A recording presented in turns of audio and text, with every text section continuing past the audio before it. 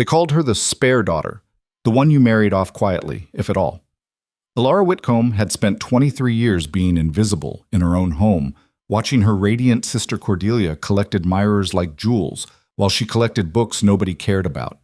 But tonight, at the Ashworth Ball, everything was about to shatter. Because the most dangerous man in England, Duke Alistair Thornbridge, the man whose cold gaze made grown men stammer, had just walked past 100 eligible beauties to ask her a single, devastating question. "What are you really thinking right now?" And Alara, for once in her life, told the truth.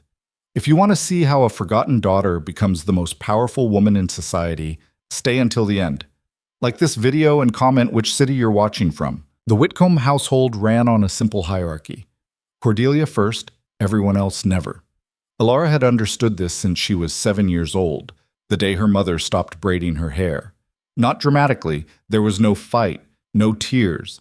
Lady Margaret Whitcomb had simply looked at Alara's mousy brown tangles one morning, then at Cordelia's golden ringlets, and made a calculation. Time was finite. Beauty was valuable. And Alara, unfortunately, possessed neither in quantities worth investing in. "Hold still," the maid muttered now, yanking Alara's corset tight enough to make breathing an ambitious goal. "Lady Margaret wants you presentable, at least." Presentable.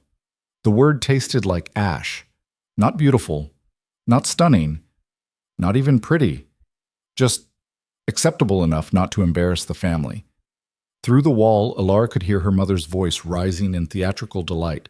"Cordelia, darling, you look like an absolute angel. That gown is perfection. Every eligible man at the Ashworth Ball will fall at your feet tonight." Alara stared at her reflection in the tarnished mirror. The dress they'd given her was last season's, a pale gray thing that made her look like she was attending a funeral rather than the social event of the year. Her dark hair, too thick to be elegant, too straight to be romantic, had been pulled back severely. No jewels, no flowers. Nothing that might accidentally draw attention away from Cordelia's carefully orchestrated perfection. "There," the maid said, stepping back without warmth. "That's as good as it'll get." The door burst open without warning. Cordelia swept in like a sunrise, all gold and pink and impossible radiance. Her gown probably cost more than most families earned in a year. Diamonds glittered at her throat. Their grandmother's diamonds, the ones Alara had been told were too valuable to waste. "Oh, Alara," Cordelia's voice dripped with practiced sympathy. "You look, well, you tried, didn't you?" Something hot and familiar burned in Alara's chest. Not quite anger. She'd learned years ago that anger required someone to care about your opinion. This was something else, something quieter and more dangerous. Acceptance. "I'm not competing with you, Cordelia."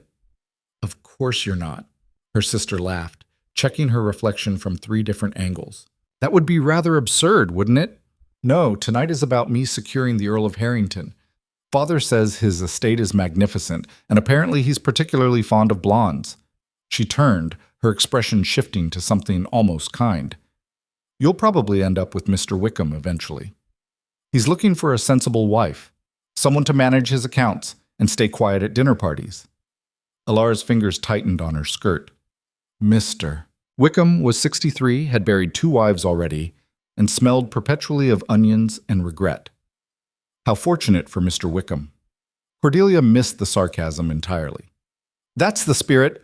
Now come along. Mother wants us downstairs for inspection before the carriage arrives."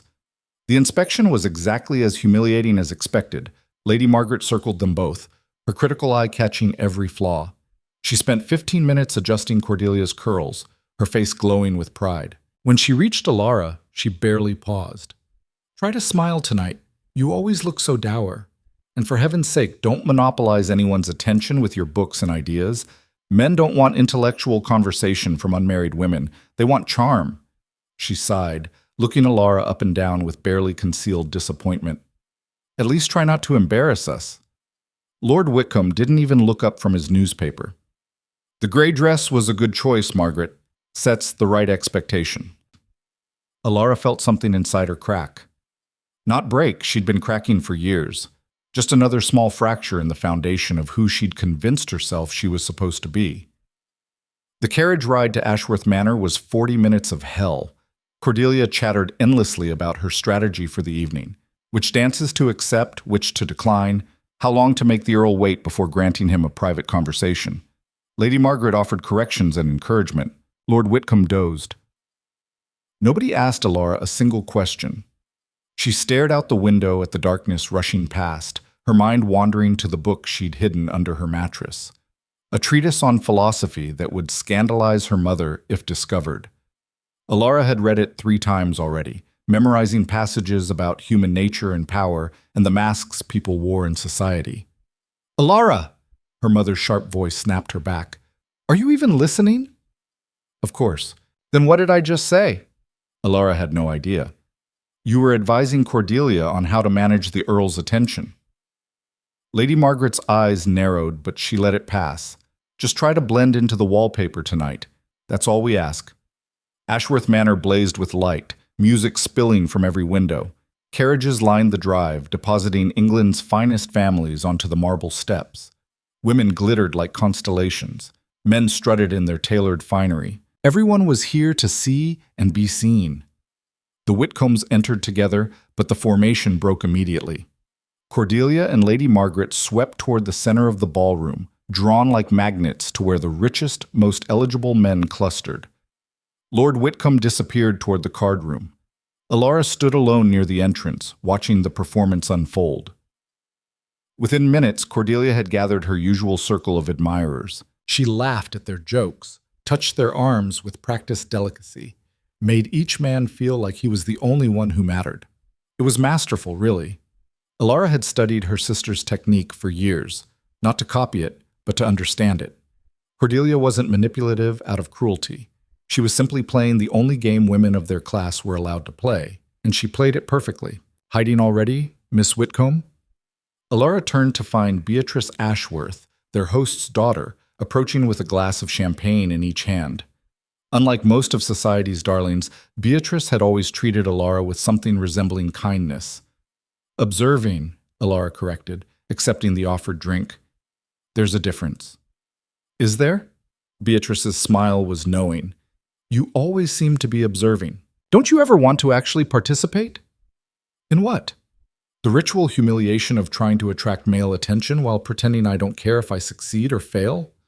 Alara sipped her champagne. "I'll pass." Beatrice laughed, a genuine sound. "You know, if you'd just stop." Alara held up her hand. "Please don't finish that sentence. If one more person tells me that I could be pretty if I just tried harder, I might actually scream. I was going to say, if you just talk to people the way you talk to me, you'd have far more interesting conversations." Beatrice tilted her head.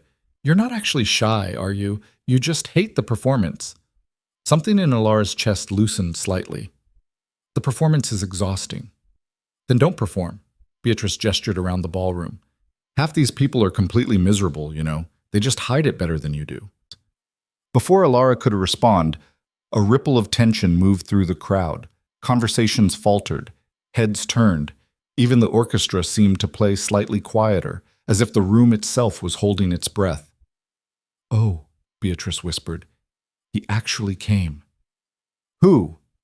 But Alara saw him before Beatrice could answer. Duke Alistair Thornbridge stood in the entrance like a predator surveying prey. He was tall, taller than most men, with dark hair and a face that looked carved from marble and bad intentions. Everything about him radiated controlled power. His clothing was immaculate but severe, all black except for a crisp white cravat. No decoration, no excess, just absolute, undeniable authority. And his eyes, even from across the room, Alara could feel the weight of them. Cold, calculating. The eyes of a man who had seen too much and trusted nothing. "They say he killed his first fiancée," Beatrice murmured. "Threw her from a balcony during an argument. That's ridiculous." "Is it?" "Nobody actually knows. She fell. She died. He inherited everything, and when the magistrate tried to investigate, somehow all the witnesses disappeared or changed their stories." Beatrice shivered.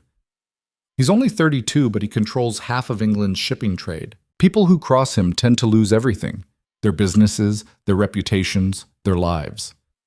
Alara watched as society's bravest mothers began positioning their daughters in the Duke's path. He ignored them all, didn't even glance in their direction. He walked through the crowd like it didn't exist, heading straight for Lord Ashworth. "Why is he even here?"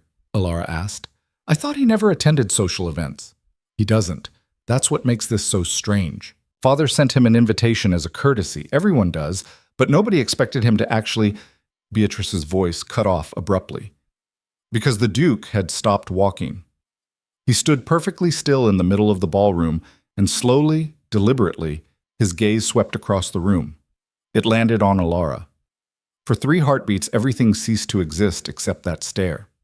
She felt it like a physical thing, stripping away pretense and performance until there was nothing left but raw truth. He didn't look at her the way men usually looked at women at these events, with calculation, measuring beauty and dowry. He looked at her like she was a problem he was trying to solve. Then he turned away, and Alara realized she'd forgotten how to breathe. "Did he just—" Beatrice grabbed her arm. "Did the Duke of Thornbridge just stare at you?" "Don't be absurd. Alara, I'm not blind. He looked right at you for— He was looking past me, or through me, or at literally anything else." Alara's heart was hammering traitorously. "Men like that don't look at women like me." But even as she said it, doubt crept in. Because that stare hadn't been dismissive or polite or even curious. It had been measuring. Like he was calculating her worth by some metric entirely different from the one society used. The evening progressed in its predictable patterns. Cordelia danced with the Earl of Harrington twice, cementing her status as the season's diamond. Lady Margaret beamed with pride. Various young men asked Alara to dance, the less desirable ones, the ones who'd been rejected by prettier girls and needed to fill their dance cards with someone. She accepted out of obligation, endured their fumbling conversation and wandering hands with practiced numbness, and retreated to the edges whenever possible. By midnight, she'd found sanctuary in Lord Ashworth's library. The party raged elsewhere, but here was quiet. Books lined every wall, floor to ceiling, and Alara ran her fingers along their spines like greeting old friends.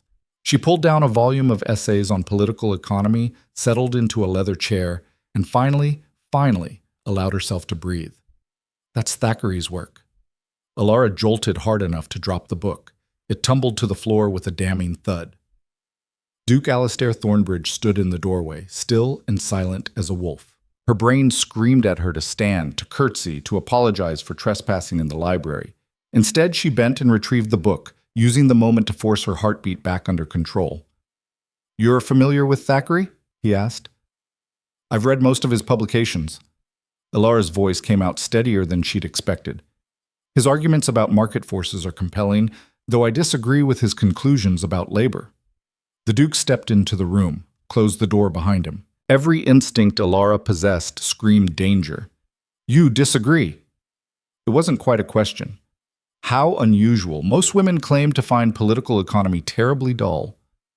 Most women are taught that pretending to be stupid is more attractive than demonstrating intelligence. The words escaped before Alara could stop them. "I was never pretty enough for that strategy to work, so I stopped trying." Silence fell like a blade. Alara's face burned. What was wrong with her? You didn't speak to a duke like that. You didn't speak to anyone like that. You certainly didn't insult the entire concept of feminine strategy while alone in a room with the most dangerous man in England. But the Duke didn't look offended. If anything, something shifted in his expression. Not quite a smile, but close enough to make her stomach flip. "Honesty," he said quietly. "How remarkably rare." He crossed to the window, gazing out at the gardens below. "Why are you hiding in here, Miss Whitcomb?" He knew her name. Why did he know her name? "I'm not hiding. I'm reading." "You're reading in a locked room at a ball where your family is currently attempting to secure your sister an advantageous marriage." He turned to face her fully. "That sounds remarkably like hiding." Alara lifted her chin. "Perhaps I simply prefer books to people. Or perhaps you prefer books to performing the roles society has assigned you." The accuracy of that statement stole her breath. "Tell me," the Duke continued, moving closer, "what do you think of when you watch them all out there? The dancing, the courting, the desperate chase for status and security?" It was a trap. It had to be. Men like him didn't ask women like her genuine questions. They tested. They probed for weakness. They looked for ammunition to use later, but his eyes, they weren't mocking. They were curious. genuinely curious. I think, Alara said slowly, that everyone is terrified. They're just better at hiding it than I am. Terrified of what? Of being invisible, of not mattering, of living entire lives without ever being truly seen. She met his gaze directly. But at least they get to dance before they disappear. Something dangerous flickered across the Duke's face. And you believe you're invisible? I know I am. Then you're not paying attention. He stepped closer. Too close. Close enough that Alara could smell cedar and something darker. I saw you the moment I entered this house. While your sister was performing beauty and your mother was performing pride, you were performing nothing at all. You stood there looking like you wished you could set the entire ballroom on fire just to see what would happen. Alara's breath caught. That's not... Don't lie to me, Miss Whitcomb. You're not good at it. His voice dropped lower. You want to know what I really think? She shouldn't. She should run. She should scream. But instead she whispered, What? I think you're the only person in this entire house who's actually alive. Everyone else is just performing. He reached past her. She flinched and pulled another book from the shelf. Tell me what you really thought about Thackeray's labor arguments. And just like that, the world tilted. For the next hour, they argued. Actually argued, not the polite, deferential conversation women were supposed to have with men, but real intellectual combat. The Duke didn't condescend, didn't explain things she already knew, didn't smile patronizingly when she made a point he disagreed with. He listened. He challenged. He pushed back when her logic faltered and conceded when hers was stronger. It was the most exhilarating hour of Alara's entire life. You're wrong about protectionism, she insisted, pacing now, the book forgotten on the chair. Artificial barriers don't protect workers. They protect wealthy owners who don't want competition. That's naive, the Duke countered. Without some protection, entire industries collapse. Workers lose everything. They lose everything anyway when the protections eventually fail. You're just delaying the inevitable while making a few rich men richer. She spun to face him. The system is designed to concentrate power, not distribute it, and pretending otherwise just makes you complicit. His eyes gleamed with something that might have been approval. Complicit. That's an interesting accusation to level at a Duke. I'm not... Alara stopped, realizing what she'd just said, to whom she'd said it. I apologize. I shouldn't have... Don't. The single word cut through her panic. Don't you dare apologize for thinking. They stared at each other across the library. Alara's heart pounded so hard she thought it might crack her ribs. This wasn't flirtation. This wasn't courtship. This was something else entirely, something raw and honest and absolutely terrifying. A knock shattered the moment. Alara? Beatrice's voice filtered through the door. Are you in there? Your mother is looking for you. Reality crashed back like cold water. Alara was alone, in a locked room, with a man, with the Duke of Thornbridge. If anyone found out, she'd be ruined, not socially damaged or slightly scandalous, completely, irreversibly destroyed. Her family would disown her. No one would ever marry her. She'd end up as some distant relative's unpaid governess, spending the rest of her life teaching other people's children while her own potential withered away. The Duke saw the panic in her face. The servant's door, he said quietly, gesturing to a hidden panel in the bookshelf. It leads to the back corridor. No one will see you leave. Why are you helping me? Because unlike everyone else in this tedious house, you're worth saving. He opened the hidden door. Go, before your mother has hysterics. Alara fled. She didn't stop moving until she'd navigated the back corridors and emerged near the ladies' retiring room, slightly breathless and completely disheveled. She caught sight of herself in a mirror, hair escaping its pins, cheeks flushed, eyes too bright. She looked alive. There you are! Lady Margaret materialized like a bad omen. Where have you been? Never mind, it doesn't matter. Cordelia's just gotten a proposal from the Earl. We're leaving. Go fetch your cloak. The carriage ride home was insufferable. Cordelia glowed with triumph. Lady Margaret wept tears of joy. Lord Whitcomb actually smiled, calculating the financial benefits of such an advantageous match. Nobody asked Alara a single question about her evening, but as she stared out the window at the darkness, All she could see were those cold, calculating eyes looking at her like she was a problem worth solving. "Did you enjoy yourself, dear?" Lady Margaret asked absently, her attention still on Cordelia. Alara thought about that hour in the library, about arguing with a duke like an equal, about being seen, really seen, for the first time in her life. "Yes," she whispered. "I think I did." She had no idea that in 1 week, everything she thought she knew about her invisible life was going to explode. The morning after the Ashworth ball, Alara woke to chaos. Cordelia's engagement announcement had transformed the Whitcomb household into a frenzy of preparation. Seamstresses invaded every room, measuring for trousseau gowns. Caterers presented menus.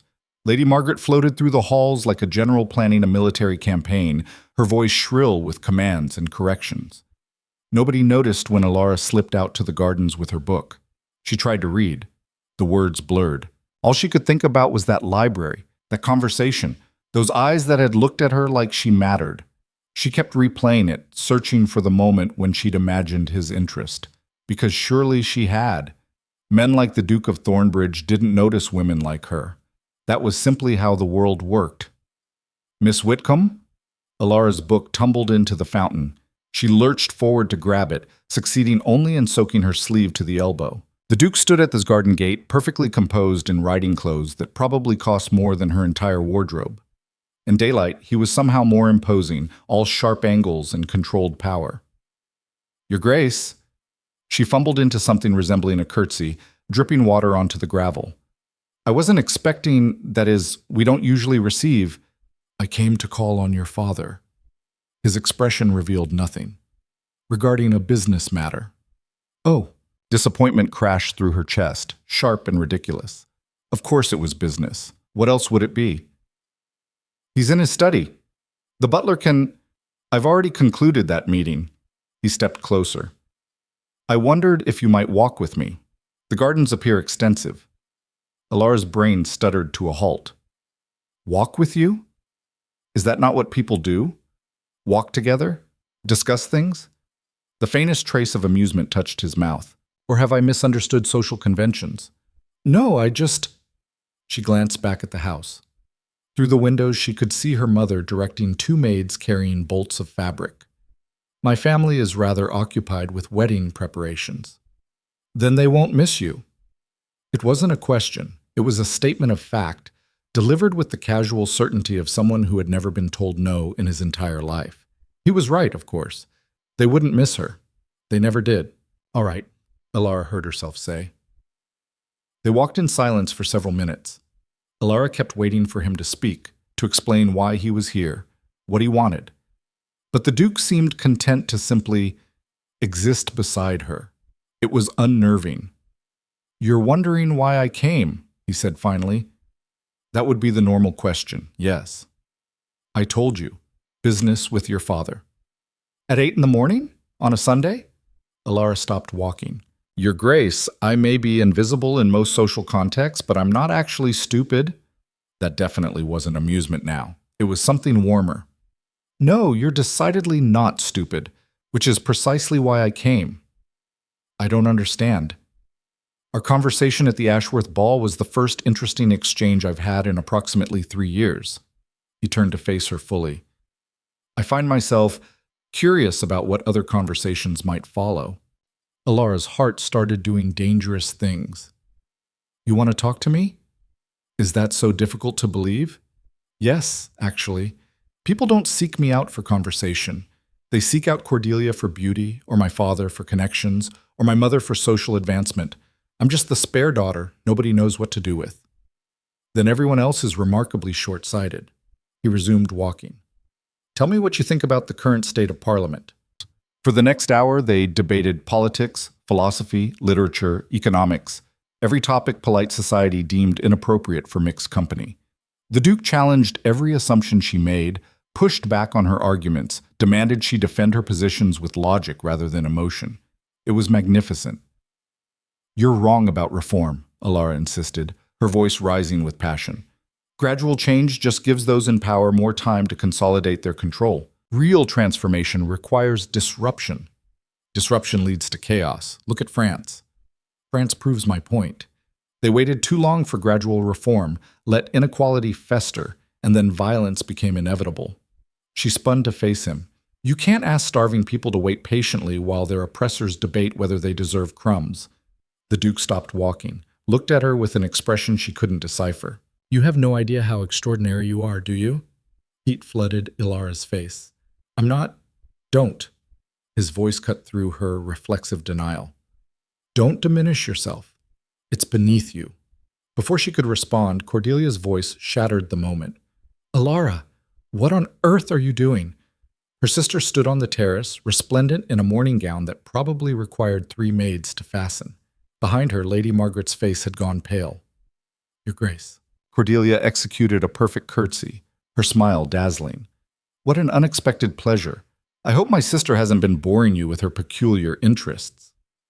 On the contrary, the Duke said coolly, Miss Ilara has been the most engaging conversationalist I've encountered in London. The silence that followed was deafening. Lady Margaret recovered first, her face rearranging into forced pleasantry. How kind of you to humor her, Your Grace. Ilara does tend toward unusual topics. We've tried to correct it, but there's nothing to correct. The Duke's tone could have frozen flames.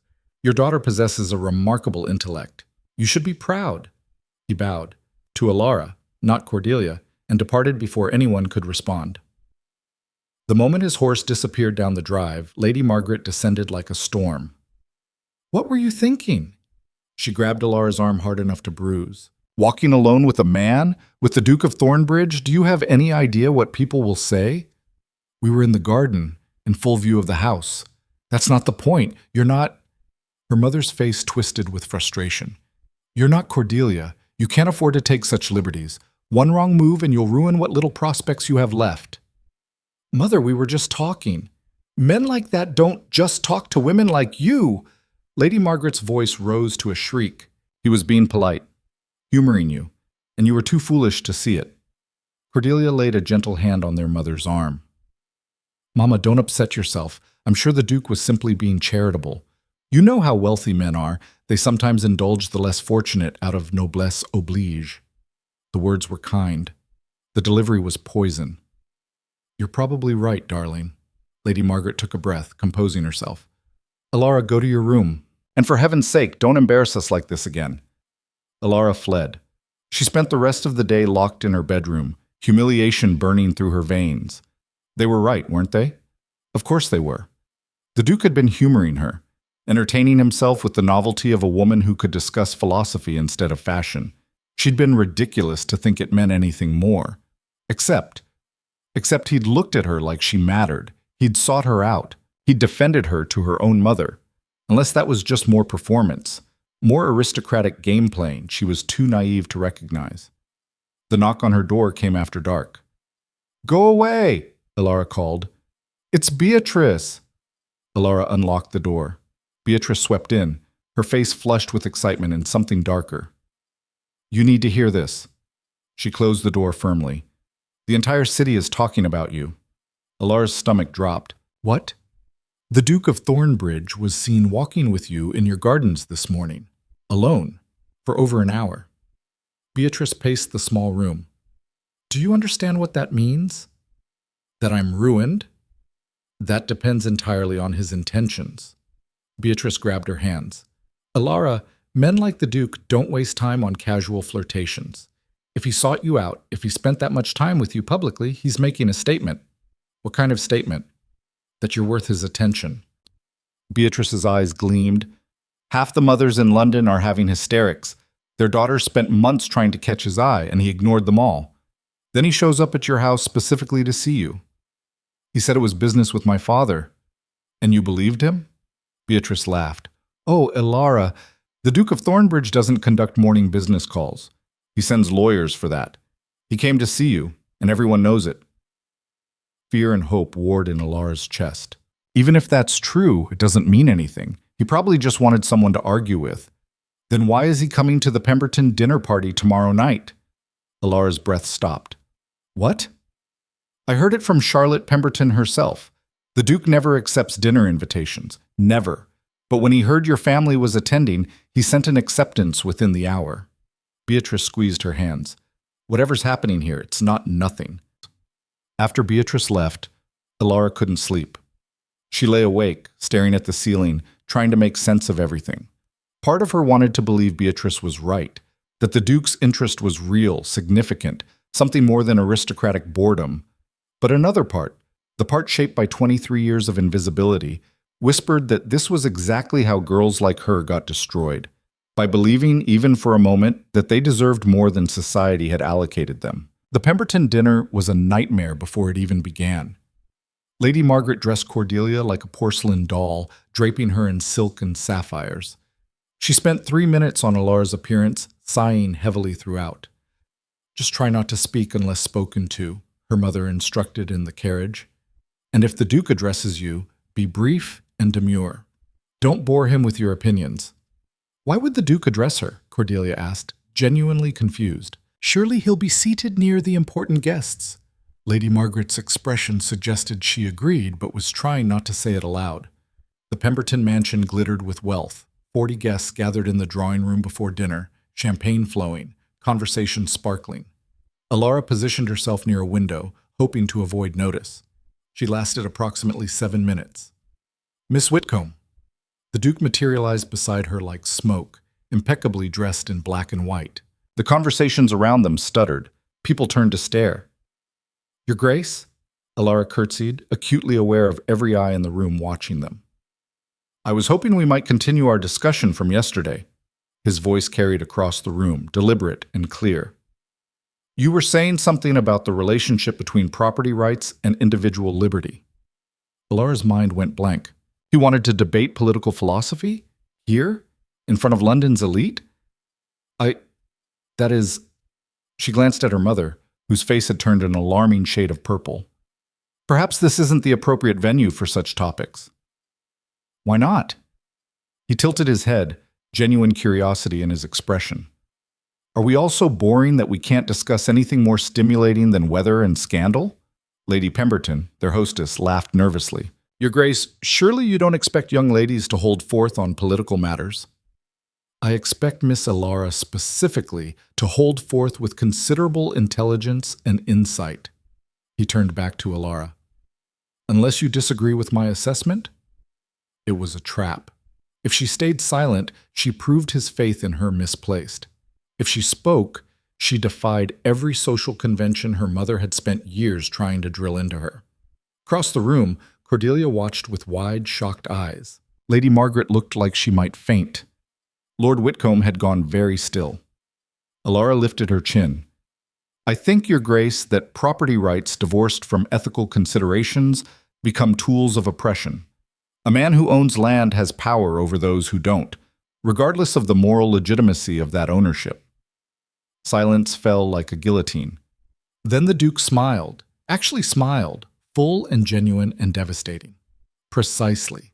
Now explain how you'd restructure the system without causing complete economic collapse."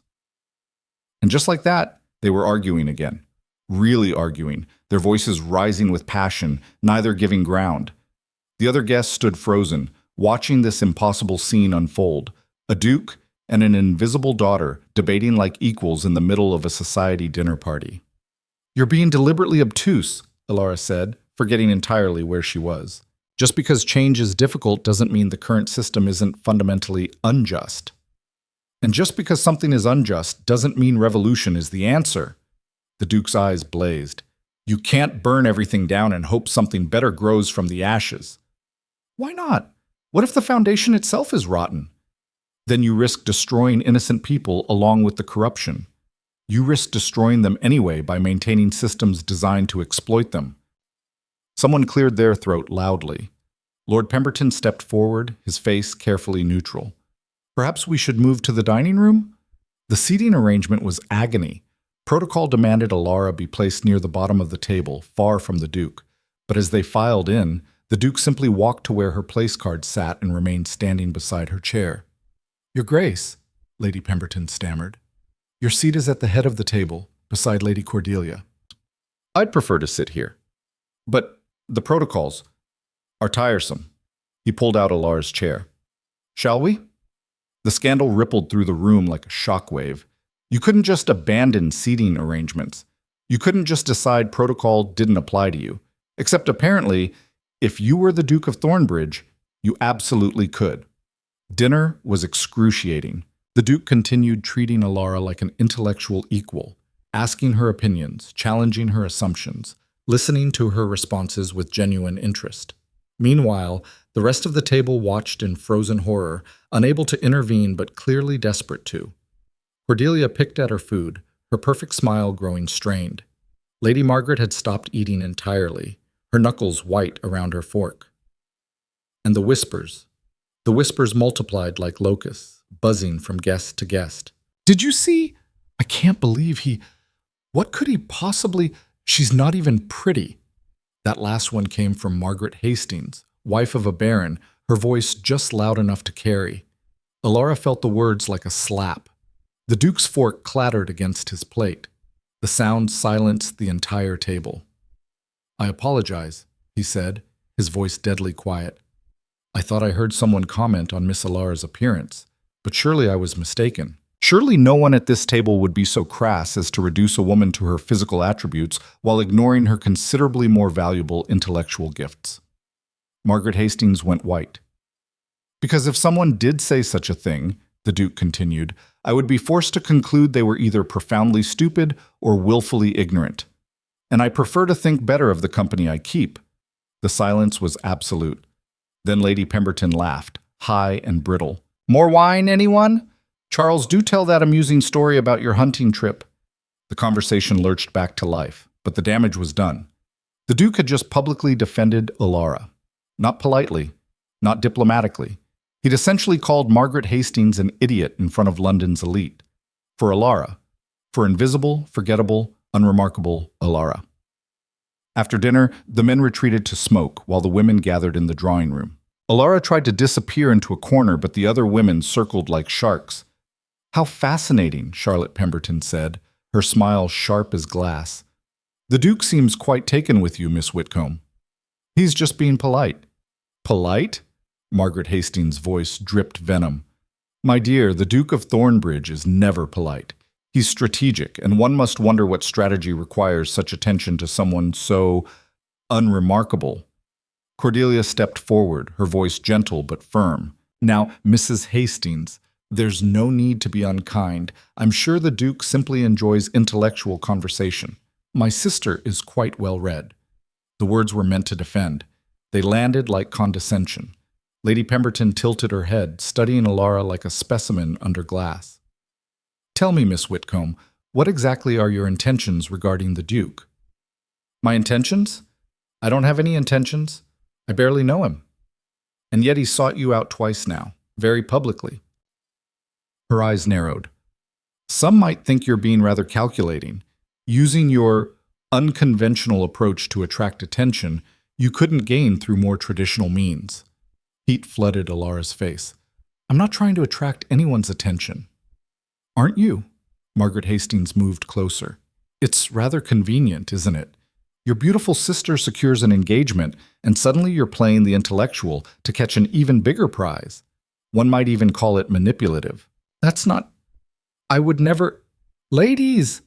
Lady Margaret's voice cut through the attack, strained but firm. My daughter is not calculating anything.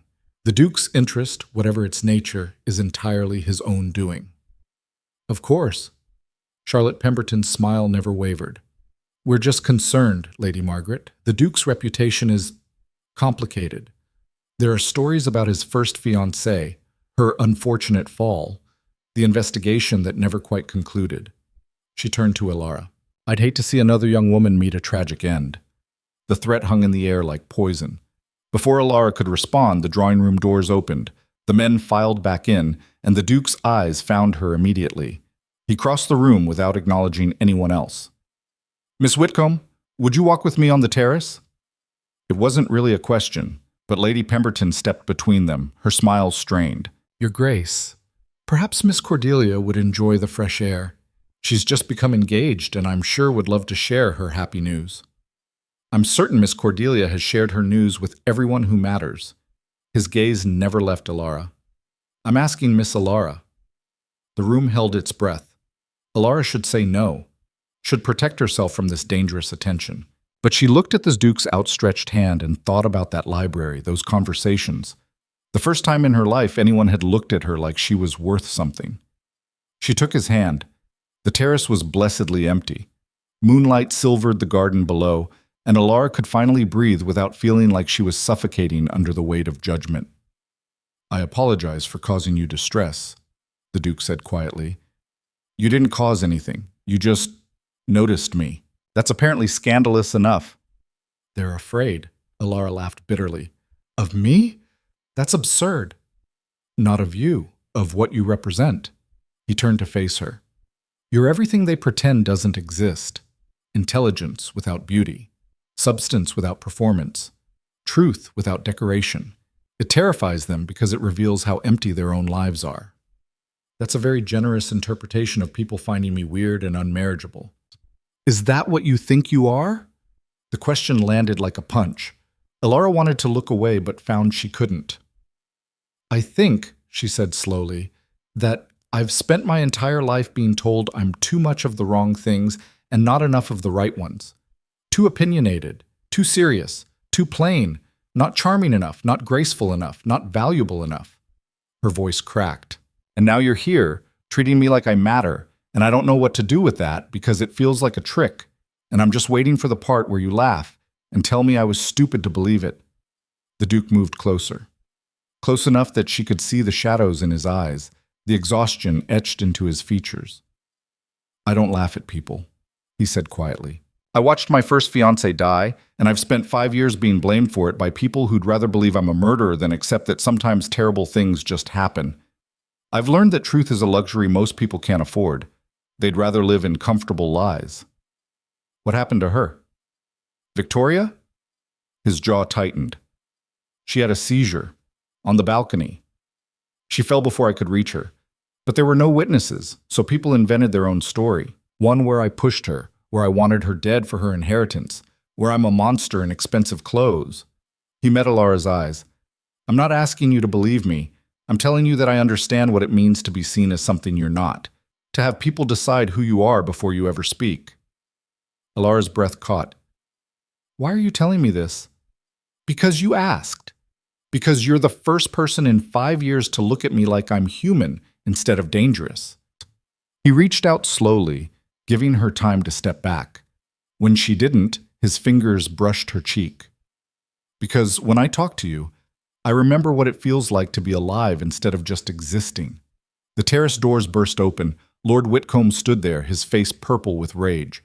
Behind him, Lady Margaret looked like she might be sick, and Cordelia's eyes shone with tears. "Inside," Lord Whitcomb growled. "Now, Alara." The Duke's hand dropped. "Lord Whitcomb, I assure you, I don't want your assurances, Your Grace. I want you away from my daughter." He grabbed Alara's arm, yanking her toward the doors. "You've caused enough scandal for one evening." "Father, we were just talking?" Her father's laugh was cruel. "Half of London just watched you disappear onto a dark terrace with a man accused of murder. Do you have any idea what you've done to this family? To your sister's engagement?" They dragged her through the house, past shocked faces and gleeful whispers. Lady Margaret hustled them into their carriage, and the moment the door closed, she slapped Alara across the face. The crack echoed in the small space. "You selfish, stupid girl!" Her mother's voice shook with fury. "Do you know what you've done? The Earl is already having second thoughts about Cordelia's engagement. He doesn't want his family associated with scandal." "I didn't do anything wrong. You made yourself the center of attention. You let that man treat you like you were important." Lady Margaret's face contorted. "You're not important, Alara. You're a spare, a nothing, and the sooner you accept that, the less you'll destroy for the rest of us." Cordelia sobbed quietly in the corner. "My engagement, everything I worked for." Guilt crashed through Alara's chest. Her sister had spent months securing the Earl's interest, had been perfect and charming and everything society demanded. And now it was all at risk because Alara had dared to be noticed. When they reached home, Lord Whitcomb locked Alara in her room. "You'll stay here until I figure out how to fix this disaster," he said coldly, "and you'll have no contact with anyone, especially the Duke. Do you understand?" Alara said nothing. He slammed the door. The lock clicked. She stood alone in her room, her cheeks still burning from her mother's slap, her chest tight with shame and confusion, and something that felt dangerously like hope. Because even now, even after all that, she couldn't forget the way the Duke had looked at her on that terrace, like she was worth fighting for. 3 days passed. Alara remained locked in her room, meals delivered by a tight-lipped maid who refused to speak. No visitors. No news. Just silence and her own spiraling thoughts. On the 4th day, a note appeared under her door. She recognized the handwriting immediately. Bold, decisive, unmistakable. The note contained only 7 words. They don't get to decide your worth. And beneath it, an address she didn't recognize. Alara stared at the paper, her heart pounding. This was insane. She was already under house arrest. If she was caught sneaking out, her family would disown her completely. But when she looked around her locked room, at the life stretching ahead of her, invisible, dismissed, slowly suffocating under the weight of being too much and not enough, she made a decision. She'd spent 23 years being invisible. Maybe it was time to be seen. The window opened easier than Alara expected. Years of neglect had loosened the frame, and the oak tree outside her bedroom had grown close enough that climbing down was almost absurdly simple. Almost. Her hand shook as she gripped the branch. The ground seemed impossibly far below, and for a moment she froze, paralyzed by the sheer stupidity of what she was doing. Well-bred ladies didn't climb trees in the middle of the night. They didn't sneak out to meet dangerous men at unknown addresses. They certainly didn't throw away their entire futures on the basis of 7 words scrawled on expensive stationery. But well-bred ladies also didn't get locked in their rooms like criminals. Alara climbed. The bark scraped her palms raw. Her dress caught on branches, tearing expensive fabric she'd never paid for but would definitely be blamed for ruining. Halfway down, her foot slipped and she dangled for 3 terrifying seconds before finding purchase again. By the time she dropped to the ground, she was breathing hard, her heart hammering against her ribs. She'd done it. She'd actually done it. Now she just had to cross London in the dark, alone, to meet a man society thought was a murderer. The rational part of her brain screamed that this was insane. The rest of her was already moving. The address led to a townhouse in Mayfair, not the Duke's primary residence, which everyone knew, but something smaller and more discreet. Light glowed in a single upper window. Alara stood on the street corner for a full minute arguing with herself. She could still turn back, climb that tree again, pretend she'd never seen the note, accept the life mapped out for her, quiet, invisible, safe. She knocked. The door opened immediately, as if he'd been waiting. The Duke stood there in shirt sleeves, no jacket, no cravat, his dark hair disheveled like he'd been running his hands through it. He looked startled to actually see her. "You came," he said. "You asked me to. I sent a note with an address. Most rational people would have ignored it. I'm apparently not rational." Alara stepped inside before she could change her mind. "What is this place?" "Somewhere we can talk without being observed." He closed the door, locked it. "Your family has you under house arrest. I assumed you wouldn't risk another public meeting. So you arranged a private one? That's even more scandalous." "Only if we're caught." He led her up narrow stairs to a sitting room furnished with books, papers, and evidence of actual work rather than decoration. "And I've gotten quite good at not being caught." Alara's stomach twisted. "Is that supposed to reassure me?" "It's supposed to be honest." He poured 2 glasses of brandy without asking if she wanted one. "I know what they're saying about you, about us. The scandal is spreading faster than plague, and your family is paying the price. My sister might lose her engagement because of me.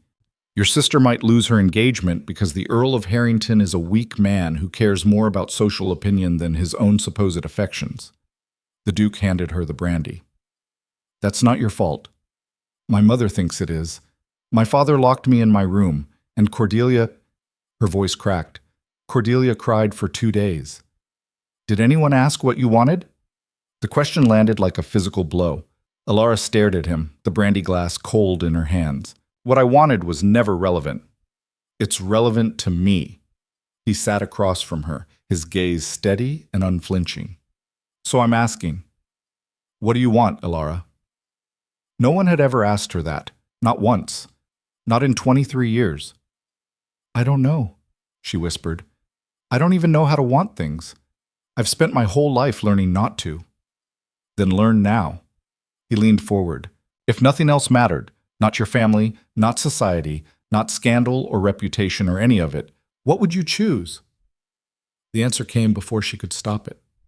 These conversations, feeling like I'm alive instead of just existing. Then choose it. It's not that simple, it is exactly that simple. His voice hardened. Your family has convinced you that your only value is in not causing problems, in being invisible, in sacrificing everything you are so Cordelia can shine brighter. He stood, pacing now. But you're not a candle meant to be snuffed out. You're a wildfire they've been desperately trying to contain, and they're terrified of what happens when you finally burn. Alara's hands trembled. You don't understand. If I choose this, choose you, I'll destroy everything. Cordelia's engagement, my family's standing, my own future. What future? The question was brutal in its simplicity. Marriage to Mr. Wickham? A life spent managing his accounts and raising his children and being grateful he was charitable enough to take you? That's not a future. That's a slow death. At least it's safe. Safe for whom? He stopped in front of her. Your family keeps you locked in a cage and calls it protection. But they're not protecting you from danger. They're protecting themselves from the inconvenience of you wanting more than they're willing to give. Laura stood, needing to move, to think. Even if you're right, what's the alternative? Scandal, ruin, being completely cast out? The alternative is choosing yourself for once in your life. His voice softened.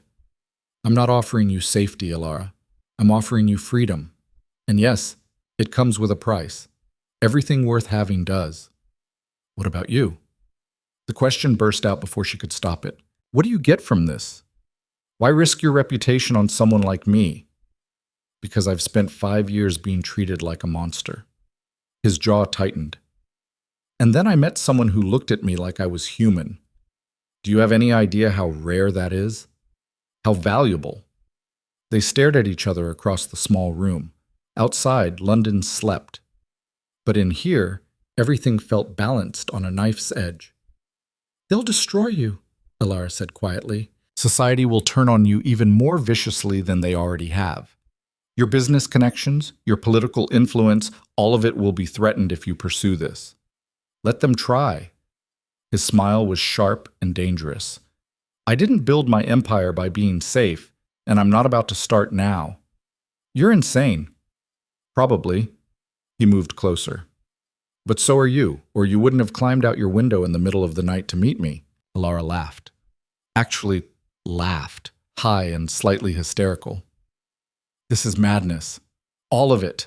I should go back, right now, before anyone knows I'm gone. You should, he agreed. It would be the smart, safe, rational choice. She didn't move. The Duke reached out slowly, giving her every opportunity to step away.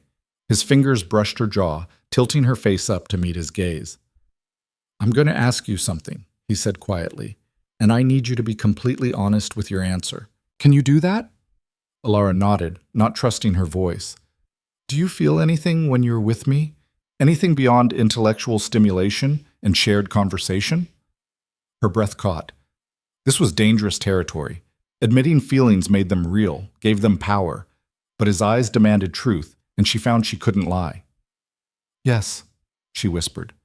I feel like I'm standing at the edge of a cliff, and part of me wants to jump just to see what happens.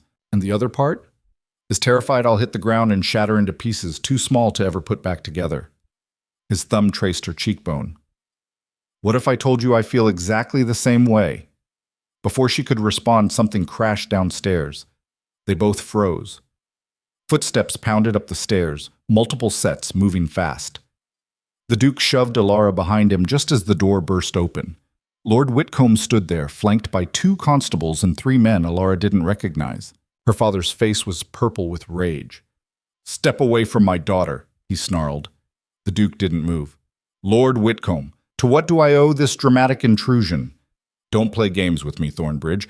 You've been conducting an illicit relationship with my daughter. You've ruined her reputation and threatened my family's standing. He gestured to the constables. I'm having you arrested for kidnapping and corruption of a minor. I'm 23, Alara said, stepping out from behind the Duke. I'm not a minor.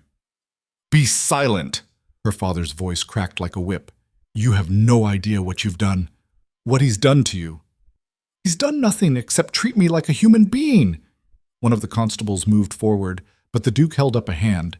His entire demeanor had shifted. Gone was the man who'd touched her face gently. In his place stood something colder, harder, absolutely lethal. I wouldn't, he said quietly, unless you want to explain to the magistrate why you broke into my private property without a warrant. Lord Whitcomb's face went even redder. You seduced my daughter, lured her here under false pretenses. I sent her a note. She chose to come. Those are very different things. The Duke's voice could have frozen flames. And unless you have evidence of actual criminal activity, I suggest you leave. Now. Us evidence? One of the unknown men stepped forward, older, wealthy-looking, with cold eyes. We have a signed statement from Miss Cordelia Whitcomb testifying that you've been stalking her sister for weeks, making unwanted advances, using your position to intimidate the family into silence. Alara's stomach dropped. Cordelia said what? Your sister is trying to save you from yourself, Lord Whitcomb said. She understands what you're too naive to see, that this man is dangerous, that he's using you for some twisted game. That's not true, Alara turned to the Duke. Tell them you're not. But the Duke's expression had gone carefully blank, unreadable. Your Grace? The word came out small, afraid. Alara, I need you to go with your father. His voice was flat, emotionless. This has gone too far. She felt the words like a knife between her ribs. What? You heard him, Lord Whitcomb said, grabbing her arm. Come along. We're going home. No! Alara yanked free, stumbling backward. You can't just... We were talking. Nothing inappropriate happened. You're in a private residence with a man, unchaperoned, in the middle of the night. The constable's voice was almost kind. Miss, that's inappropriate regardless of what did or didn't happen. The older stranger smiled coldly. Unless, of course, the Duke is willing to make this right, to offer marriage and legitimize this situation. Everything stopped. Every eye in the room turned to the Duke. Alara's heart hammered against her ribs. This was it, the moment that would define everything. If he said yes, they'd be locked together in scandal, but at least together. If he said no, the Duke looked at Alara. For just a moment she saw something flicker in his eyes. Regret, maybe, or pain. Then it disappeared behind that cold mask. I have no intention of marrying anyone, he said clearly. Miss Whitcomb came here of her own volition, but I certainly didn't propose anything permanent. If her reputation is damaged, that's unfortunate, but not my responsibility. The words landed like physical blows. Alara couldn't breathe, couldn't think. This wasn't happening. It couldn't be happening. You're lying, she whispered. You said, you made me think. I made you think what you wanted to think. His voice was brutal in its indifference. We had interesting conversations. That's all. If you interpreted that as something more, that's your mistake, not mine. Lord Whitcomb's grip on her arm was iron. You see, he's exactly what we warned you about. A predator. A man who destroys young women for sport. No. Alara shook her head frantically. No, that's not... He wouldn't... But the Duke just stood there, cold and remote as a statue. The man who'd touched her face so gently 5 minutes ago might as well have never existed. Take her home, he said to Lord Whitcomb, and don't come back. They dragged her out. She fought, screaming, but there were too many of them, and she was just one woman in a torn dress with scraped palms and a breaking heart. They shoved her into a carriage, and it lurched into motion before she could even try the door. Lord Whitcomb sat across from her, his face carved from granite. You've destroyed us, he said quietly. Completely and utterly destroyed everything this family has built. Father, please, if you just listen. Be silent. His voice was dead. You have nothing to say that I want to hear. The ride home passed in crushing silence. When they arrived, Lady Margaret waited in the entrance hall, her face swollen from crying. Cordelia stood beside her, looking small and frightened. Take her to her room, Lord Whitcomb ordered. Lock the door, and this time nail the window shut. They hauled Alara upstairs. She was too broken to fight anymore. They shoved her into her room and she heard hammering immediately, heavy nails being driven through the window frame. Then silence. Complete, absolute silence. Alara stood in the middle of her room, shaking. Everything the Duke had said echoed in her mind, getting sharper and more cutting with each repetition. He'd used her, made her believe she mattered, then discarded her the moment it became inconvenient. She'd been so stupid, so desperately, pathetically stupid. A knock on her door made her jump. "Alara?" Cordelia's voice was soft. "Can I come in?" "It's locked." "I have the key." The door opened. Cordelia slipped inside, closing it quietly behind her. She looked exhausted, her golden hair tangled, her eyes red. "I'm so sorry," she whispered. Alara laughed bitterly. "You're sorry. You gave them a signed statement saying he was stalking me." "Because he was!" Cordelia grabbed her hands. "Alara, you don't see it, but the rest of us do. The Duke of Thornbridge doesn't just suddenly develop interest in unknown women. He's using you. For what, I don't know, but he's not using me. Or he wasn't, or..." Alara's voice broke. "I don't know anymore." "That's what men like him do."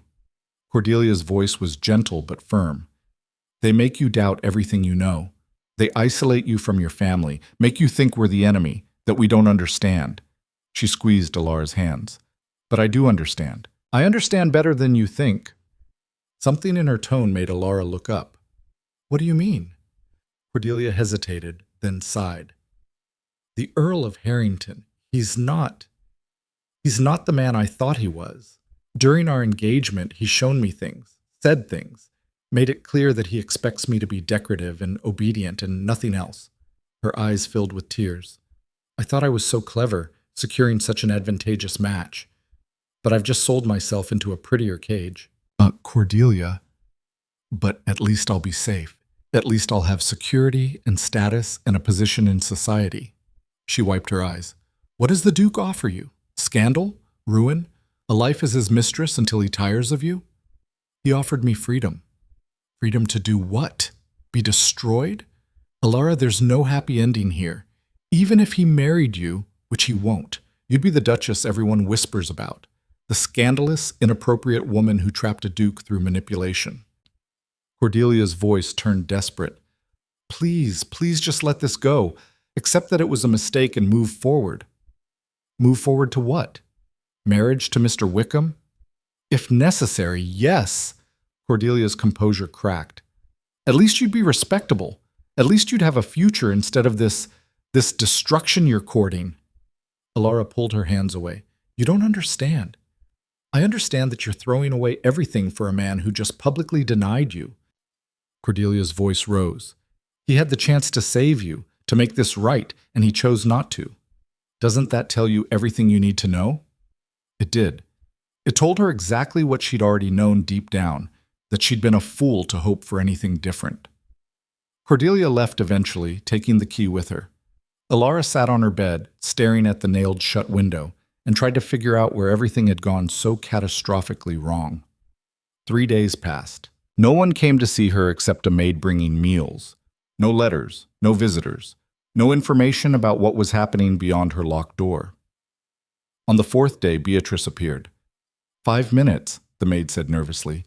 Lady Margaret said 5 minutes only. Beatrice rushed in, her face flushed. "Alara, you have to hear this." "Hear what? More about how I've destroyed my family, ruined my sister, proven myself to be exactly as worthless as everyone always thought?" "No." Beatrice grabbed her shoulders. "About the Duke, about what really happened that night." Alara's heart stuttered. "I was there. I know what happened." "Do you?" Beatrice pulled a crumpled newspaper from her bag. "This was published this morning."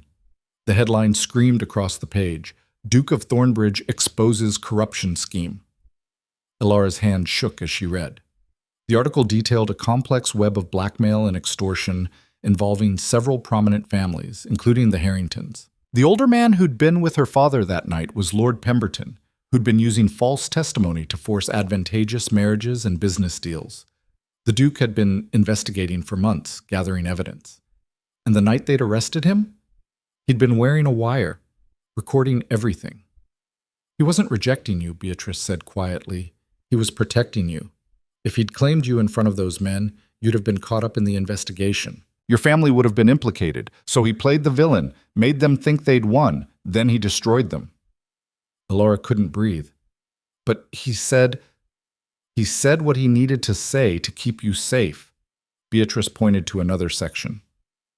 Look, the Earl of Harrington was part of it. He was trying to force Cordelia into marriage to gain access to your father's shipping contracts. The whole thing was a setup. The room spun. Alara read the article 3 times, trying to make sense of it. The Duke hadn't betrayed her. He'd saved her. But at what cost? There's more, Beatrice said. The scandal has destroyed the Pembertons, the Harringtons, half a dozen other families. But it's also put the Duke in an impossible position. He's being investigated himself now. People are saying he orchestrated the whole thing to gain power, that he used you as bait. That's ridiculous. Is it? From the outside, it looks like he courted you specifically to provoke your family into making mistakes. And now they're calling for his arrest. Beatrice's eyes were sad. He sacrificed his reputation to protect you, but in doing so, he may have destroyed himself. Before Alara could respond, shouting erupted downstairs, loud, angry voices, breaking glass. Beatrice's eyes went wide. What? The door burst open. Not the maid this time. Lord Whitcomb, his face ashen. Get away from the window, he said. Father, what? Get away from the window now. He grabbed both of them, hauling them back. Below, the shouts grew louder. Something hit the front of the house with a crash. Alara risked a glance out. A crowd had gathered in the street. Angry faces, raised fists. Someone threw another rock. They're calling for blood, Lord Whitcomb said, his voice shaking. Yours and the Duke's. The scandal has turned violent. People want someone to blame, and you're both convenient targets. We have to get out of here, Beatrice said. There's nowhere to go. Lord Whitcomb moved to the door. Stay in this room. Lock the door behind me. Don't open it for anyone except family. He left. Alara and Beatrice stared at each other in the sudden silence. This is bad, Beatrice whispered. Another crash from below, the sound of wood splintering, screaming. Alara made a decision. Help me with the window, she said. It's nailed shut. Then we'll break it. They grabbed the heaviest book they could find and smashed it against the glass. It shattered on the third hit, raining fragments into the room. Alara kicked out the remaining shards and looked down. The oak tree was still there, waiting. You're insane, Beatrice said. Probably. Alara climbed onto the sill. Are you coming? For a moment, Beatrice hesitated. Then she grabbed her skirts and followed. They made it down the tree just as the crowd broke through the front door. Alara could hear her mother screaming, her father shouting, but she and Beatrice were already running, cutting through gardens and alleys, heading toward the one place Alara knew she'd find answers. The Duke's townhouse was dark. No lights, no movement. For a terrible moment, Alara thought he'd already fled. Then the door opened. The Duke stood there, and he looked like hell. His face was bruised, his clothes torn, but his eyes blazed with something fierce and desperate when they landed on her. You shouldn't be here, he said. Neither should you, apparently, but here we both are. Alara pushed past him into the house. Talk, now. Tell me what's really happening. He stared at her for a long moment. Then, slowly, he smiled. Not the cold mask from before, but something real and raw and breaking. I was trying to protect you, he said quietly. I failed. Try again? Alara's voice shook, this time with honesty instead of self-sacrifice. The Duke's jaw tightened. Then he started talking. He told her everything, about the investigation into the corruption network, about how he'd noticed her family's name appearing in suspicious contexts, about how he'd attended the Ashworth ball specifically to gauge whether Lord Whitcomb was complicit or victim. And then I saw you, he said, standing there looking like you wanted to burn the whole world down just to feel something. And I thought you might be the key to understanding what was really happening. So you used me. Yes. No hesitation, no excuses. At first, but then we talked, and you were brilliant and furious and completely unlike anyone I'd ever met. And somewhere between that library and the garden, it stopped being about the investigation and started being about you. Alara's hands clenched into fists. You should have told me. If I had, you'd have been complicit. When they came for your family, they'd have come for you too. His voice dropped. I couldn't let that happen. So instead you made me think you'd used me and discarded me. Better that than see you arrested. He moved closer. Alara, they're calling for my head. Literally. The magistrate has issued a warrant for my arrest on charges of conspiracy and corruption. I have maybe 24 hours before they drag me to trial. Then we run. He laughed, broken and bitter. To where? I'm one of the most recognizable men in England. There's nowhere I can hide. Then we fight. With what? All my evidence has been seized. My allies have abandoned me. My reputation is destroyed. He reached out, cupping her face with surprising gentleness. This is over, Alara. I lost. No. She grabbed his wrists, holding tight. You haven't lost. Not yet. Because you have one thing they don't expect. What's that? Me? She pulled back, her mind racing. They think I'm a victim, a pawn you manipulated. But what if I'm not? What if I'm a willing participant who can testify to your actual intentions? That would destroy you. I'm already destroyed. The words burst out, raw and honest. My family has locked me in my room. My sister thinks I'm delusional. Society has branded me a scandalous fool. I have nothing left to lose. The Duke stared at her. You'd do that? Risk everything for me? You risked everything for me first. Alara lifted her chin. Now it's my turn. Outside, the sounds of the mob grew closer. Torches, shouting, footsteps. Beatrice appeared in the doorway, her face pale. They're coming. We have maybe 2 minutes. The Duke looked between them, something shifting in his expression. Then he grabbed Alara's hand. There's a carriage out back, he said. If we move now, we can reach the magistrate before the mob does. And say what? Beatrice demanded. The truth. Alara's voice was steady despite her hammering heart. All of it. No more secrets, no more protection. Just the truth and whatever consequences come with it. The Duke's fingers tightened around hers. This could end with both of us in prison.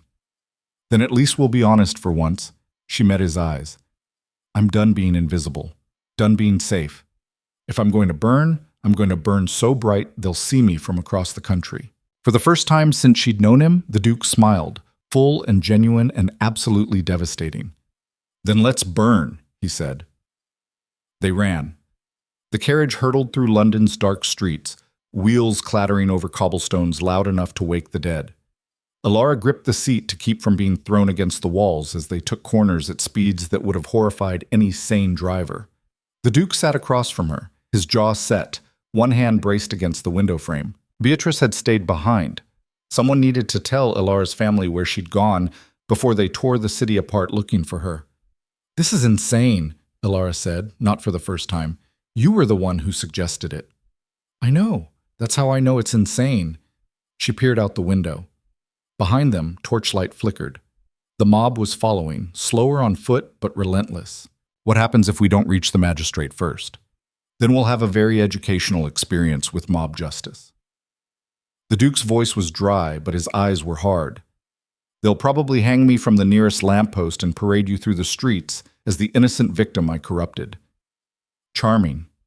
I did warn you this would end badly. You also told me I was worth saving. Alara met his gaze. Were you lying about that too? The Duke's expression softened fractionally. No, that was the one thing I never lied about.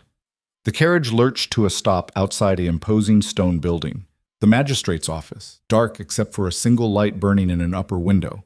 The Duke was out before the wheels stopped moving, pulling Alara after him. They pounded on the door until a bleary-eyed clerk opened it, took one look at the Duke, and tried to slam it shut again. The Duke's boot stopped it. I need to see Magistrate Holbrook, now. The magistrate is asleep. Then wake him. The Duke's voice could have cut glass. Tell him the Duke of Thornbridge is here to surrender himself voluntarily and provide testimony regarding the corruption investigation. And tell him he has approximately 5 minutes before a mob arrives to do his job for him. The clerk's eyes went wide. He disappeared up the stairs at a run. They stood in the entrance hall, listening to the distant roar of the crowd growing closer. Alara's heart hammered so hard she thought it might crack her ribs. This was it. No going back. In a few minutes, she'd either save both their lives or condemn them to something worse than death. "You can still leave," the Duke said quietly. "Walk out that door. Claim I kidnapped you. They'd believe it." "Would you?" "Would I what?" "Leave. If our positions were reversed, would you run?" He looked at her for a long moment. "No." "Then stop asking me to." Alara smoothed her torn dress uselessly. "We're doing this together or not at all?" Footsteps thundered down the stairs. Magistrate Holbrook appeared, an older man with shrewd eyes and a face carved from suspicion. He wore a hastily donned robe over his nightclothes and looked profoundly unhappy about being awake. "Your Grace," his voice dripped ice, "how generous of you to save us the trouble of dragging you here in chains."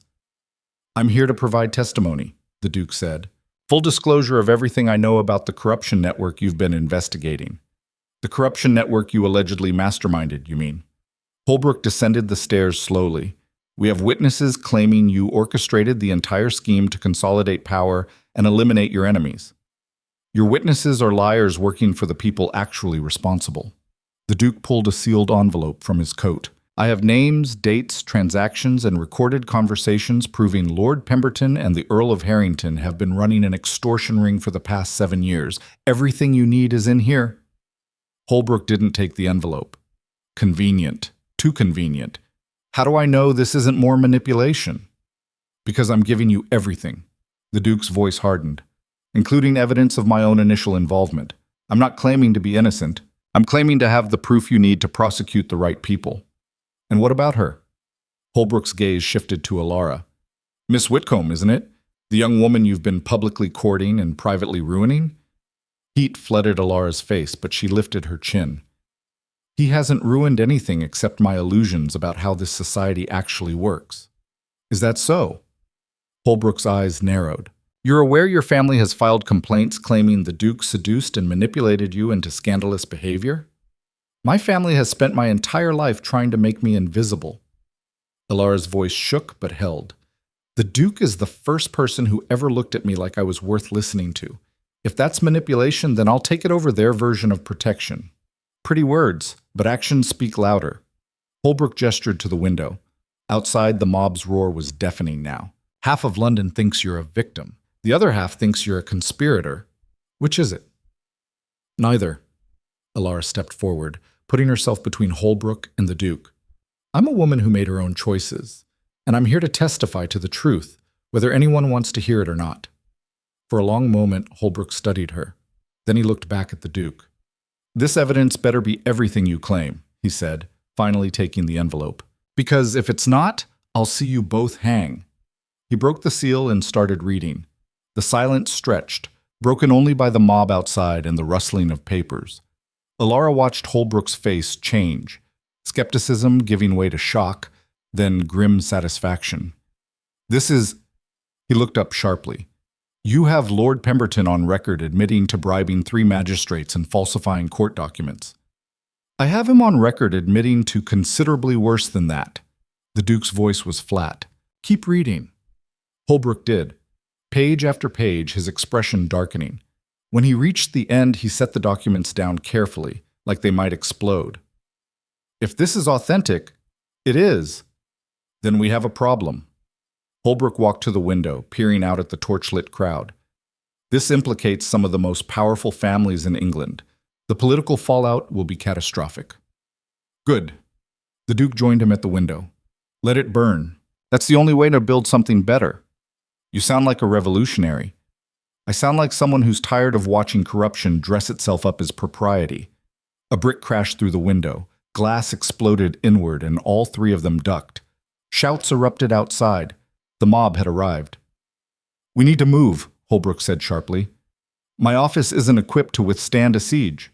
He grabbed the documents, stuffing them into a leather case. "There's a back exit. It leads to the courthouse. We can barricade there until reinforcements arrive." They ran.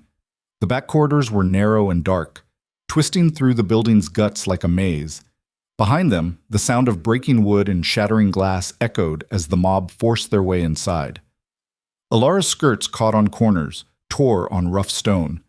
The Duke's hand stayed locked around hers, pulling her forward whenever she stumbled. They burst into the courthouse through a side door. It was larger, more defensible, with heavy oak doors that Holbrook immediately began barricading with furniture. "Help me!" he grunted, shoving a massive desk toward the entrance.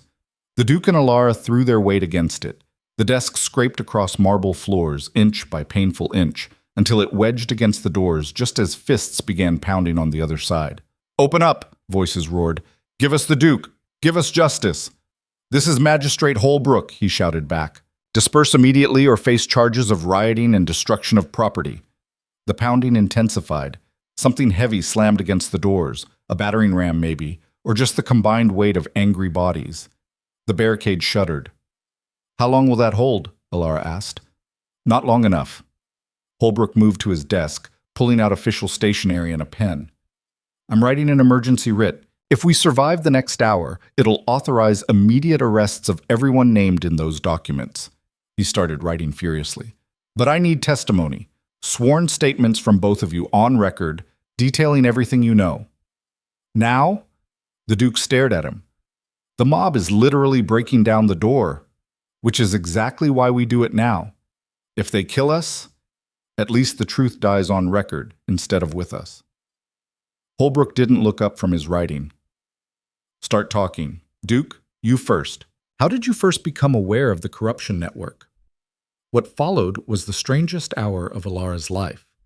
While the mob raged outside, while the barricade groaned under assault, while their chances of survival dwindled with each passing minute, they gave testimony. The Duke spoke first, laying out a complex web of blackmail, bribery, and extortion that stretched back years. His voice never wavered, even as the doors splintered. Then it was Alara's turn. "Miss Whitcomb," Holbrook's pen was poised. "In your own words, describe your relationship with the Duke of Thornbridge." Alara took a breath.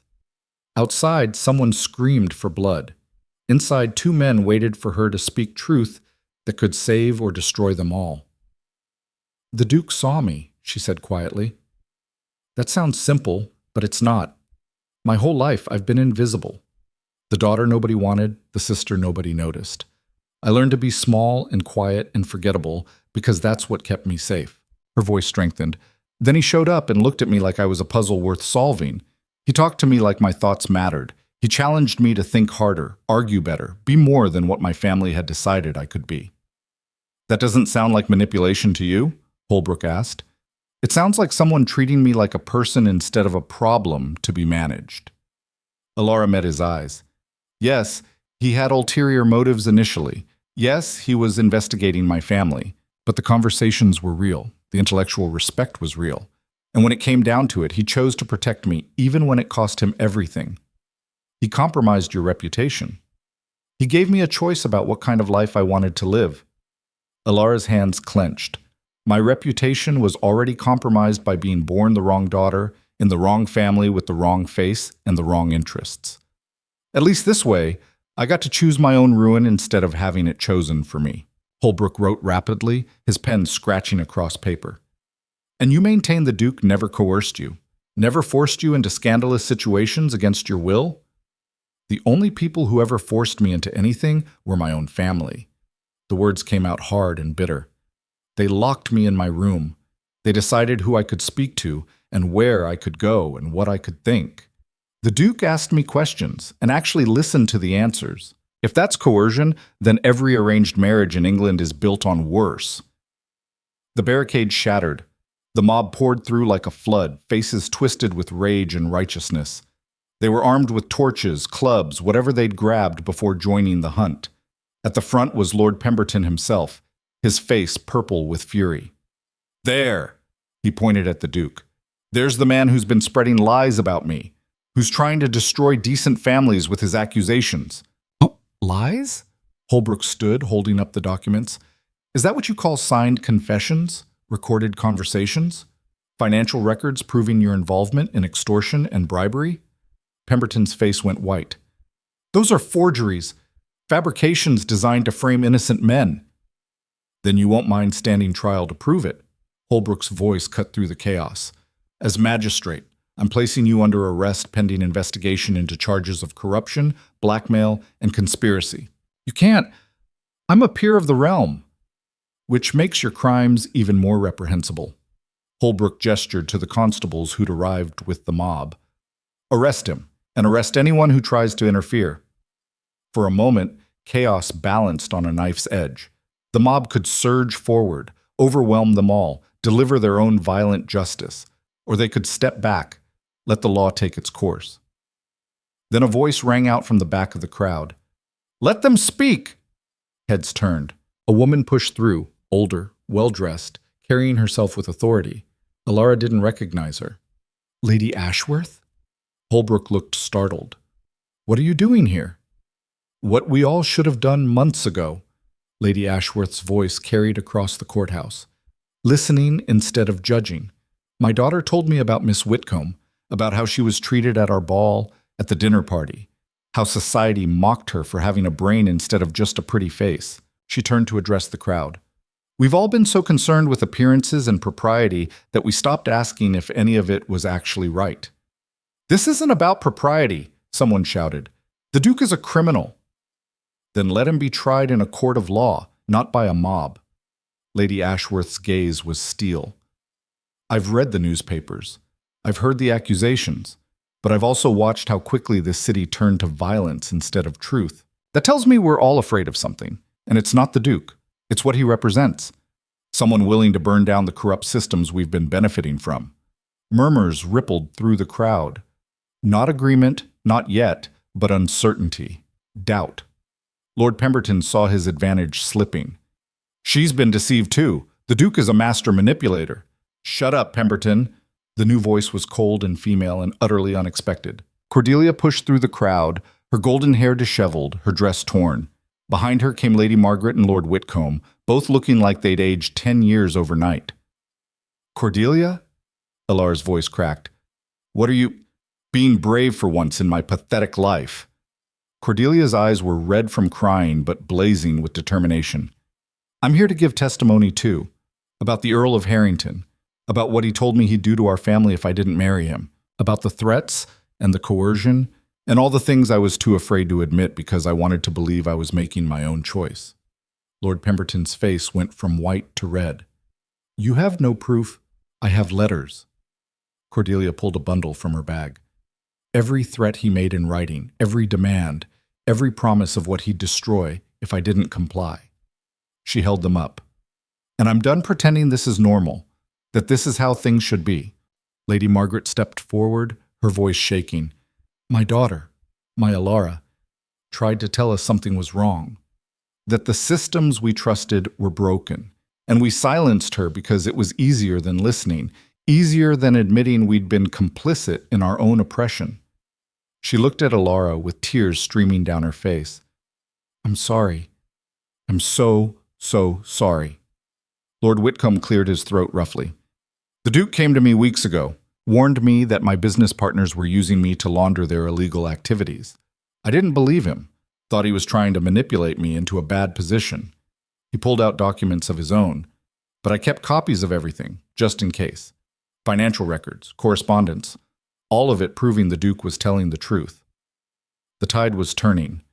Alara could feel it, the shift in the crowd's energy, from bloodlust to confusion to reluctant acceptance. Holbrook seized the moment. "Does anyone else have testimony to provide? Evidence to present? Now is the time." One by one, people stepped forward. A clerk who'd been threatened into falsifying documents. A merchant forced to pay protection money. A young woman whose engagement had been arranged through blackmail. Each voice adding to the weight of truth, crushing the lies that had held everything together. Lord Pemberton tried to run. The constables caught him at the door, wrestled him to the ground. His shouts of protest were drowned out by the crowd's roar. Not of anger now, but of vindication. "This court is now in session," Holbrook declared, his voice carrying authority. "All testimony will be recorded and examined. Those accused will face trial, and anyone who attempts to interfere with justice will join them in the dock." He looked directly at the Duke. "Including you, Your Grace. You're not exempt simply because you helped expose this. I wouldn't expect to be." The Duke's voice was calm. "I'm guilty of my own crimes. I just wanted to make sure the bigger fish didn't escape while you were focused on me." Holbrook almost smiled. Noted. Now sit down and let me do my job. The next hours blurred together. Testimony after testimony, each person adding their piece to the puzzle. Scribes wrote furiously, recording everything. The mob transformed into an audience, then into witnesses, some offering their own stories of corruption and coercion. Dawn broke over London, pale and cold, as the last testimony concluded. Holbrook set down his pen, surveyed the mountain of evidence, and sighed heavily. This will take months to sort through properly, years probably. But based on what I've heard tonight, I'm issuing arrest warrants for Lord Pemberton, the Earl of Harrington, and 17 other individuals named in testimony and documentation. He looked at the Duke. As for you, Your Grace, you'll remain under house arrest pending trial. Your movements will be restricted, but you won't be imprisoned. And Miss Whitcomb? The Duke's voice was carefully neutral. She's free to go. Holbrook's gaze shifted to Alara. Though I suspect her life is about to become considerably more complicated. That was an understatement. The moment they stepped outside, journalists swarmed. Questions flew like arrows, each one sharper than the last. How did it feel to expose such corruption? Was she the Duke's accomplice or victim? Would she marry him now that the scandal was public? Alara stood on the courthouse steps, blinking in the morning light, and realized she had no idea how to answer any of those questions. Miss Whitcomb, a young reporter pushed forward. Do you have any statement for the public? She looked at the crowd, at the journalists, at the curious onlookers, at her family, standing uncertain and fragile nearby, at the Duke, watching her with an expression she couldn't quite read. Then she looked at her own hands, scraped from climbing trees, ink-stained from writing testimony, trembling with exhaustion and adrenaline. I have a statement, she said quietly. Then louder, I have a statement. The crowd hushed. For my entire life, I was told that my value was in being invisible, in not causing problems, in accepting whatever scraps of existence society decided I deserved. Her voice grew stronger. But the truth is, the system that made me invisible also made it possible for men like Lord Pemberton to operate unchecked. Because if women are taught not to speak up, not to question, not to demand better, then who's going to notice when corruption is happening right in front of us? So you're saying women should be more involved in politics? A journalist called. I'm saying people should be more involved in truth. Alara's gaze swept the crowd. I don't know if I'm brave or stupid or some combination of both. I don't know if what the Duke and I did was right by any conventional measure, but I know that staying silent while bad people do terrible things isn't virtue. It's cowardice dressed up as propriety. The silence that followed was profound. Then someone started clapping, slowly at first. Then another person joined in. Then another. It built into applause that echoed off the stone buildings, rolling through the crowd like thunder. Not everyone clapped. Some faces remained cold, judgmental. But enough did. Enough that Alara felt something crack open in her chest. Something that might have been hope. Lady Ashworth approached, her expression thoughtful. That was quite a speech, Miss Whitcomb. It was just the truth. The truth is often quite a speech. Lady Ashworth smiled slightly. My daughter would like to speak with you when you have time. She says she spent too many years pretending to be vapid, and she'd like to learn how to stop. I'm not exactly a role model for proper behavior. No, but you're a role model for honest behavior. That's considerably more valuable. Lady Ashworth inclined her head and swept away. Cordelia approached next, her face still puffy from crying. Alara, Don't! Alara held up a hand. If you're going to apologize again, save it. I don't want apologies. I want you to mean what you said in there about being brave. I do mean it. Cordelia's voice was fierce. I'm breaking off the engagement. Father is furious, but I don't care anymore. I'd rather be a spinster with dignity than a wife who's property. Good. Alara grabbed her sister's hand, squeezed hard. Then let's be spinsters together. We can horrify society as a matched set. Cordelia laughed, wet and broken, but real. I'd like that. Lady Margaret hovered nearby, clearly wanting to speak but afraid. Alara took pity on her. Mother, I don't know how to fix what I've done to you. Lady Margaret's voice was barely a whisper. All those years of making you feel worthless. I can't take that back.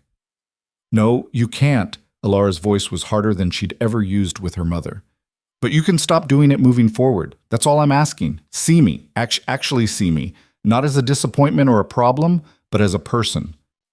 Lady Margaret nodded, tears streaming silently down her face. Lord Whitcomb cleared his throat. "The house is yours if you want to return to it. Or if you'd prefer separate accommodations, I'll arrange that as well." It was the closest thing to an apology her father would ever give. Alara recognized it for what it was. "I'll think about it," she said. The Duke had been standing apart, giving her space for the family reconciliations. Now he approached, and the crowd seemed to hold its breath. "Miss Whitcomb." His voice was formal, careful. "I owe you." "Don't." She cut him off. "If you're going to thank me for testifying, I'm going to hit you with something heavy." His lips twitched. "Noted. Then perhaps I'll simply say that you were extraordinary in there. Terrifying and brilliant and completely extraordinary." I was terrified. That's what made it extraordinary. He hesitated, then lowered his voice. "What happens now?" It was a genuine question. The future stretched ahead of them, unmapped and uncertain. The scandal would follow them both forever. Society would never fully accept what they'd done. The investigations and trials would drag on for months, maybe years. But Alara looked at the Duke's bruised face, his exhausted eyes, the careful hope in his expression, and made another choice. "Now," she said clearly, loudly enough for nearby journalists to hear, "we survive. Together. And we make sure the truth we fought for actually means something." "Together?" His voice was carefully neutral, but his eyes blazed. "Unless you have a better offer." "I have several, but none that involve you, so they're all irrelevant." He held out his hand. "Shall we face the consequences together, then?" Alara took his hand. Around them, cameras flashed. Journalists scribbled frantically. Her mother gasped. Cordelia smiled through tears. And somewhere in the crowd, someone started a slow clap that built into another wave of applause. It wasn't a happy ending. They'd both been too thoroughly broken for that. But as they stood on those courthouse steps, hands clasped, facing down a society that wanted them destroyed, Alara felt something she'd never experienced before. Power. Not the kind that came from beauty or birth or wealth. The kind that came from choosing truth over comfort. From refusing to be invisible anymore. From burning bright enough that everyone had to see, even if the light hurt their eyes. She'd spent 23 years being the overlooked daughter. She'd spend the rest of her life making sure no one could overlook her again. The trials lasted 6 months. 6 brutal, exhausting months where every newspaper in England dissected Alara's life with surgical precision. They printed sketches of her face, unflattering ones that emphasized her plain features and serious expression. They quoted her testimony word for word, analyzing every sentence for hidden meaning. They debated whether she was a hero or a fool, a victim or a conspirator, a revolutionary or just a desperate woman who'd gotten lucky. Alara stopped reading the papers after the 3rd week. It didn't matter what they said. The truth was already on record.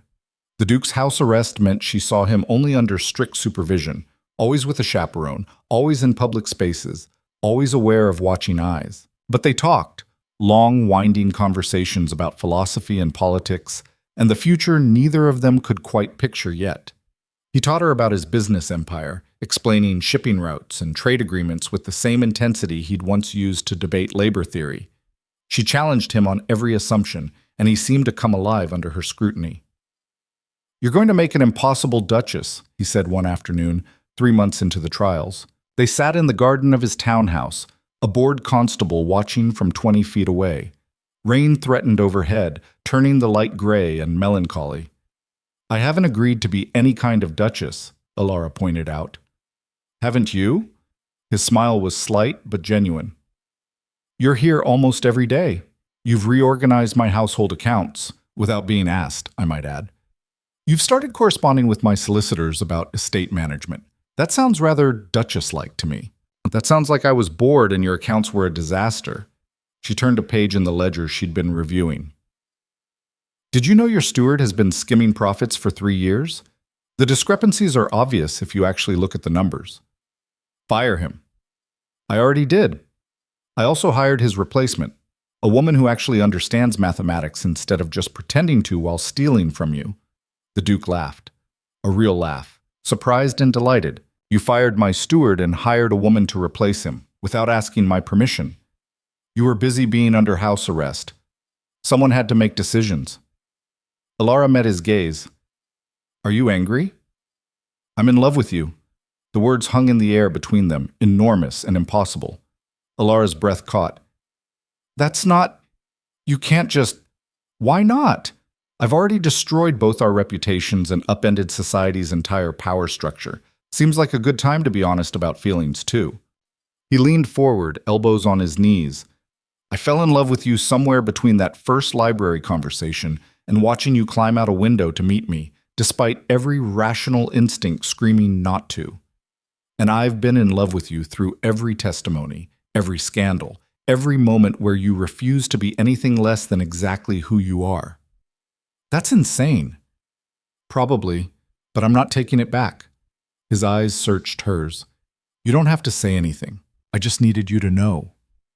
Alara stared at him, her mind spinning. Love wasn't supposed to look like this.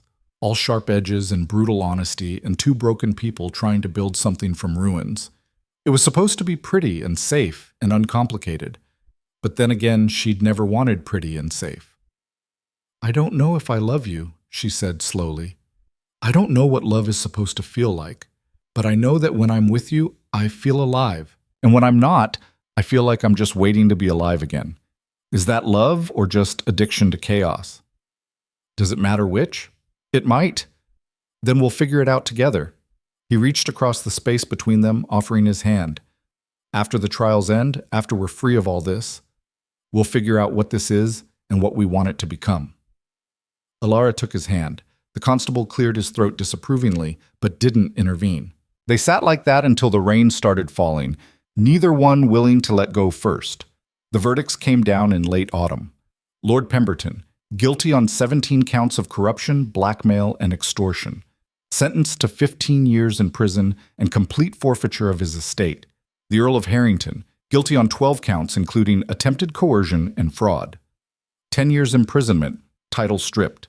And down the list it went, judge after judge, politician after politician, businessman after businessman. The corruption network that had seemed untouchable 6 months ago crumbled like rotten wood. The Duke received a sentence too. 2 years of continued restriction and oversight, hefty fines for his initial involvement, but no prison time. The magistrate acknowledged that his cooperation had been essential to the investigation's success, even if his methods had been questionable. Alara sat in the courtroom and watched the verdicts roll in, feeling nothing. She'd expected triumph, maybe, or vindication. But mostly she just felt tired. This had been exhausting, all of it. Outside the courthouse, journalists mobbed them again. Miss Whitcomb, how does it feel to know your testimony helped convict so many powerful men? Are you and the Duke planning to marry now that his house arrest is ending? What message do you have for other young women who might be facing similar situations? Alara looked at the sea of eager faces, all wanting her to perform some version of herself they'd already decided on. The hero, the victim, the revolutionary, the cautionary tale. She was so tired of performing. I have no message, she said clearly. I'm not a hero. I'm not a role model. I'm just someone who got angry enough to stop accepting things as they were. If that inspires someone, fine. But don't make me into something I'm not just because it makes a better story. But surely you must feel, what I feel is private. She pushed through the crowd, the Duke falling into step beside her. And I'm done sharing every thought and feeling with people who think they're entitled to them. They walked away from the courthouse together, ignoring the shouted questions following them.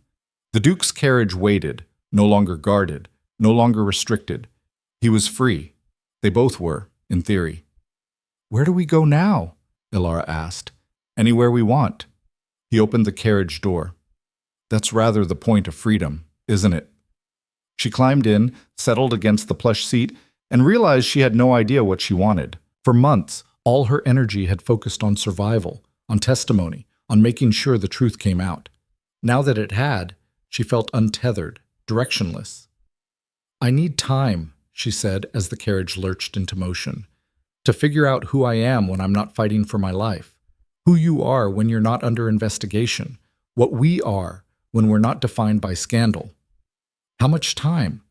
I don't know. Months? Maybe years? She looked at him helplessly.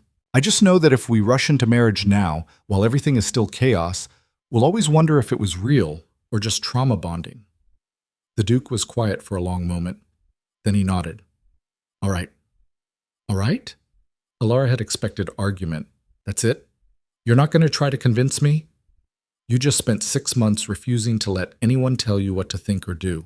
I'm not about to start now. He reached across the carriage, tucked a strand of hair behind her ear. Take your time. Figure yourself out. I'll be here when you're ready. And if you're never ready, I'll survive that too. Alara's throat tightened.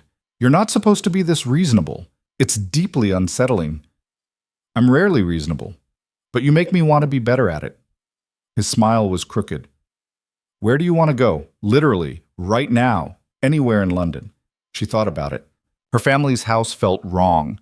Too many memories of being locked in her room, too much history of being invisible. The Duke's townhouse was tempting but complicated. She needed somewhere that was just hers. I want to find my own place, she said. Small, quiet, somewhere I can think without everyone having opinions about it. I know a building in Bloomsbury, respectable but not fashionable. The owner is discreet. He knocked on the carriage roof, giving the driver new directions. 3 rooms, good light, library within walking distance. You just happen to know this? I own the building, but I'm happy to rent to you at very reasonable rates. His eyes gleamed. Think of it as an investment in your future independence. That's suspiciously generous. I'm a suspiciously generous person. Haven't you noticed? Alara laughed despite herself. Fine. Show me this apartment, but I'm paying full market rent, not whatever discount you're planning to offer. Absolutely not. I'm your landlord now. I'll charge whatever I want. This is already a terrible arrangement. You have no idea, he agreed cheerfully. The apartment was perfect. Small enough to feel cozy, large enough to breathe. Windows facing east for morning light. Built-in bookshelves begging to be filled. A writing desk positioned to catch the best natural illumination. Alara walked through the room slowly, touching walls, testing floorboards, imagining herself living here, alone, independent, no family dictating her schedule, no society demanding she perform, no one watching her every move. I'll take it, she said. Excellent. I'll have the papers drawn up. The Duke leaned against the doorframe, watching her with an expression she couldn't quite decipher. What will you do here? Besides think, I mean. Write, maybe. The idea surprised her even as she said it. All those thoughts I was never supposed to have, maybe they're worth putting on paper. They definitely are. I'd read anything you wrote. You're biased. Completely. Doesn't make me wrong. They stood in the empty apartment, afternoon light slanting through windows, the sounds of London muted below. This was new territory. Not fighting together, not surviving together, just existing together in a moment that didn't demand anything from them. Thank you, Alara said quietly. For this, for all of it, for seeing me when everyone else was trying to make me invisible. Thank you for being worth seeing. He pushed off the doorframe, headed for the door.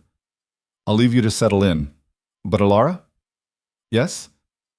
When you're ready, whenever that is, I'll be waiting. No pressure, no expectations, just waiting. He left before she could respond. Alara stood alone in her new apartment and cried. Not from sadness exactly, from relief, from exhaustion, from the overwhelming sensation of finally being free to become whoever she wanted to be. The first essay she published appeared 6 weeks later in a small intellectual journal that usually only scholars read. She wrote about power, how it functioned in society, who held it, how it was maintained through systems of silence and complicity. She didn't use names, but everyone knew what she was referencing. The second essay appeared in a slightly larger publication.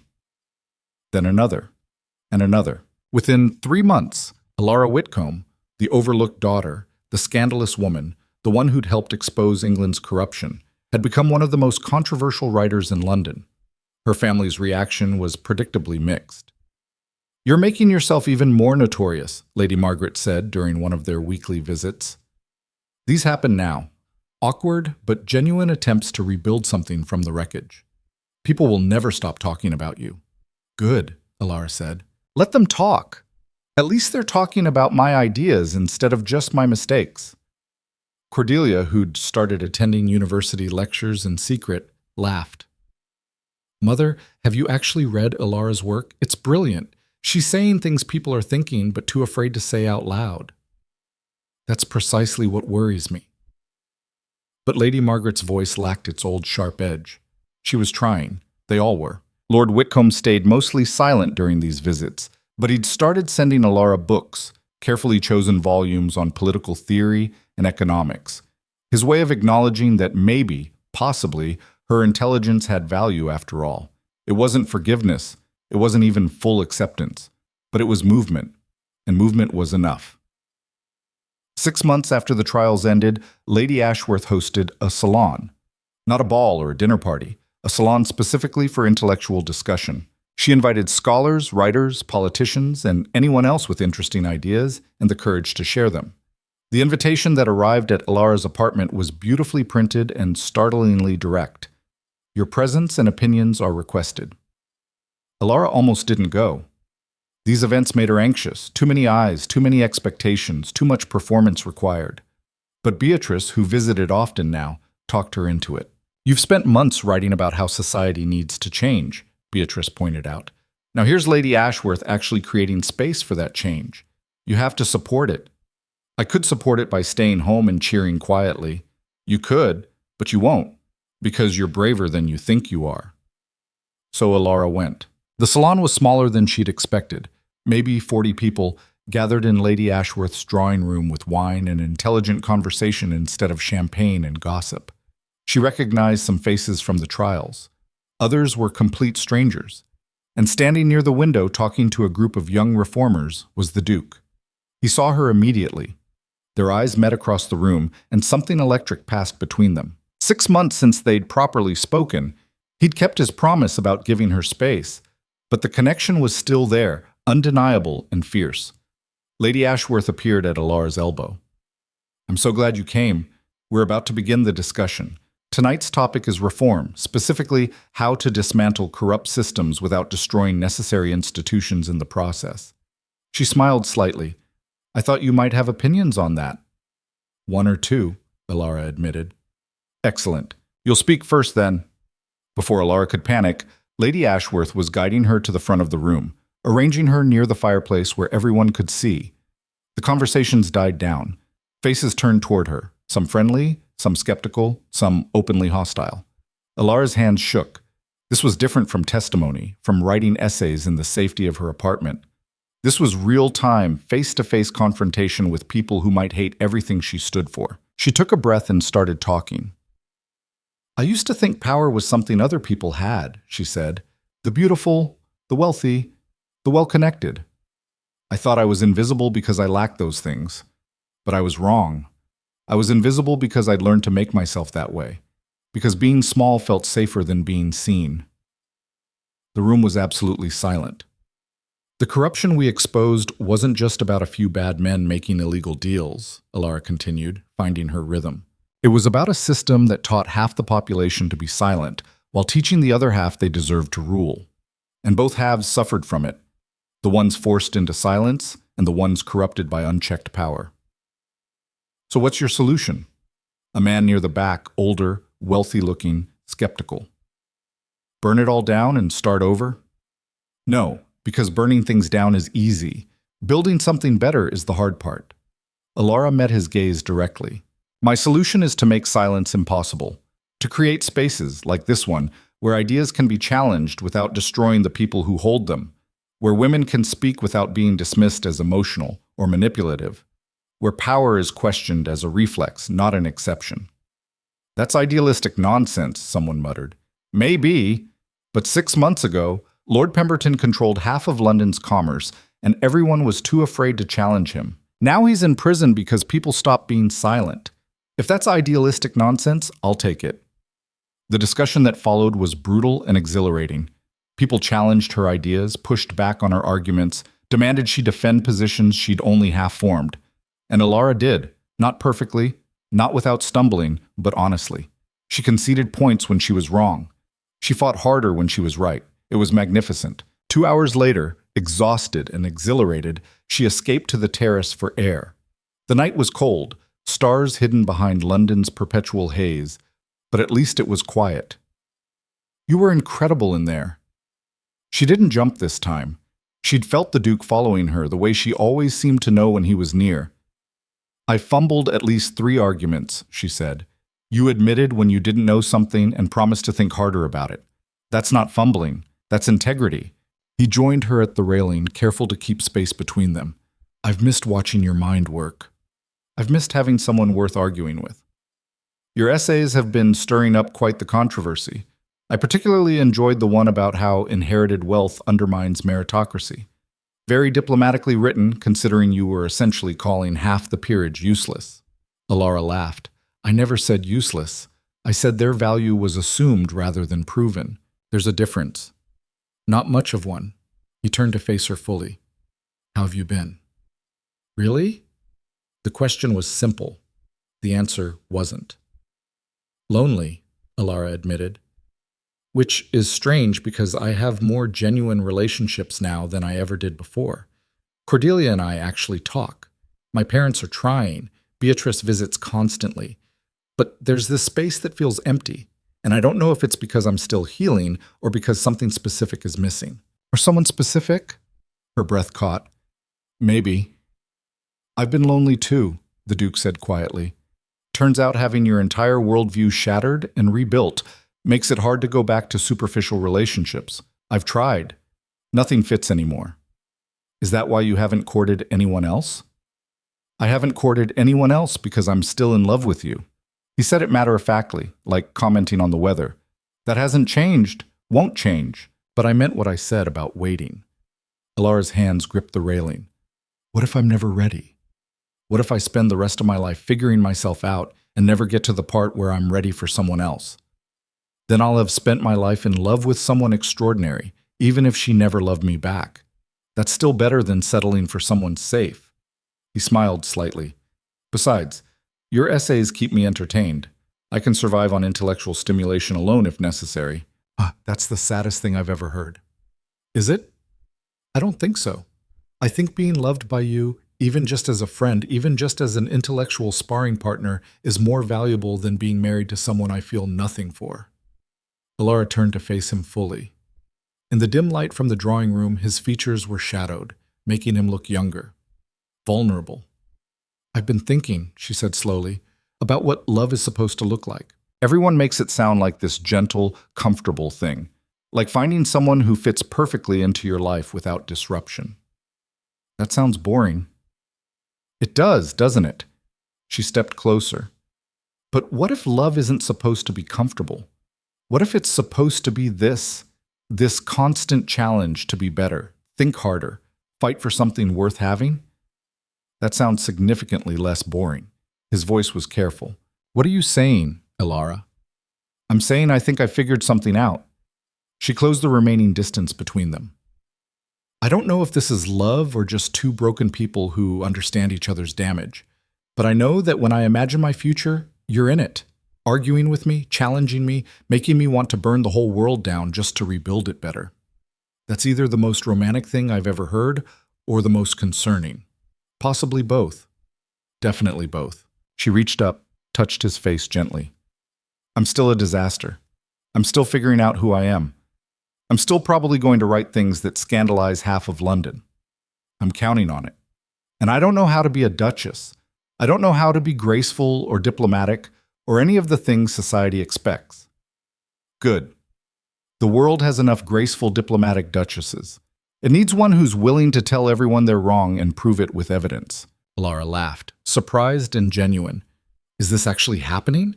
Are we actually doing this?" "That depends.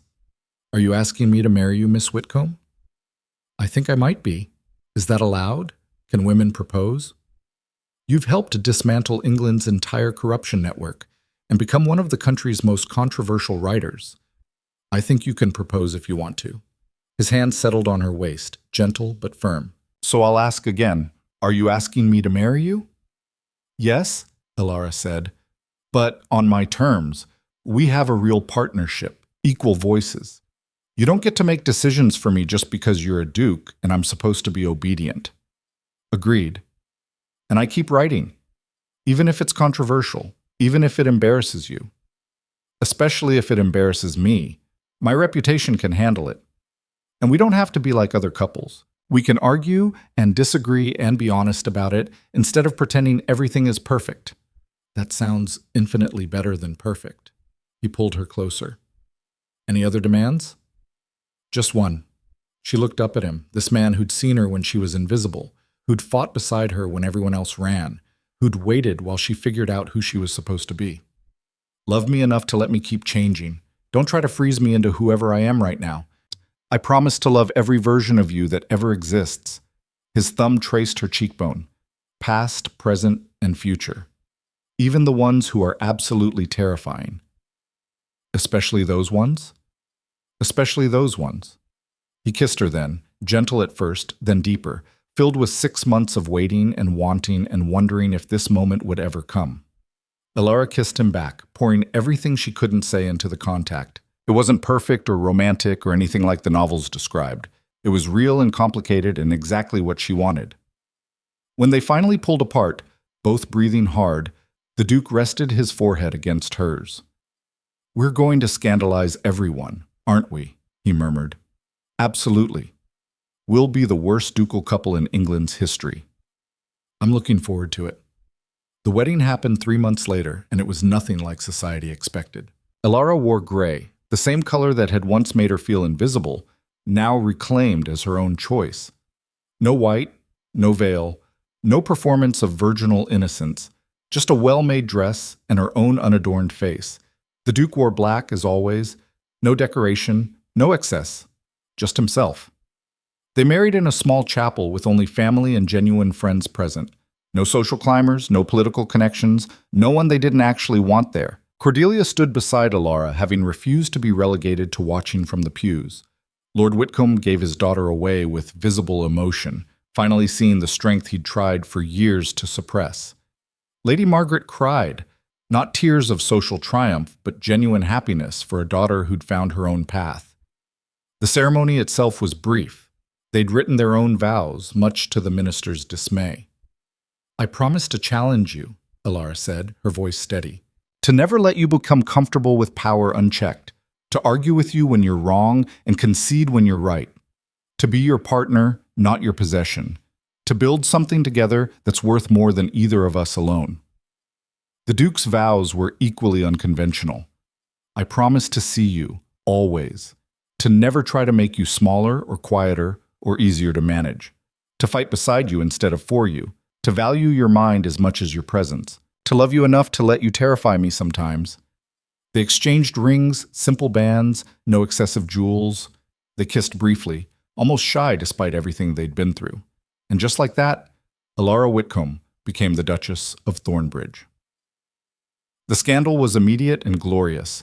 Within days, every newspaper in England had opinions about the wedding. Too simple. Too unconventional. An insult to tradition. A dangerous precedent. Some praised it as refreshingly honest. Most condemned it as another example of the Duke's contempt for society. Elara read the articles this time, amused rather than hurt. They could say whatever they wanted. She was done caring about their opinions. The real change came slower but more profoundly. Lady Ashworth's salons became regular events, growing in size and influence. More women started attending. More ideas were challenged. The conversations that had once been confined to private drawing rooms began appearing in published essays, in political debates, in actual proposed legislation. Cordelia enrolled in university, the first woman in their family to do so. She studied literature and philosophy, her brilliant mind finally given space to work. She never married, eventually becoming a professor herself. "I spent too many years performing beauty," she told Elara once. "I'd rather spend the rest performing intelligence." Lord and Lady Whitcomb never fully recovered their social standing.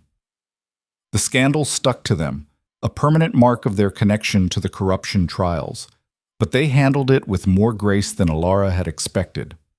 Lord Whitcomb restructured his business with painful honesty, cutting ties with anyone questionable.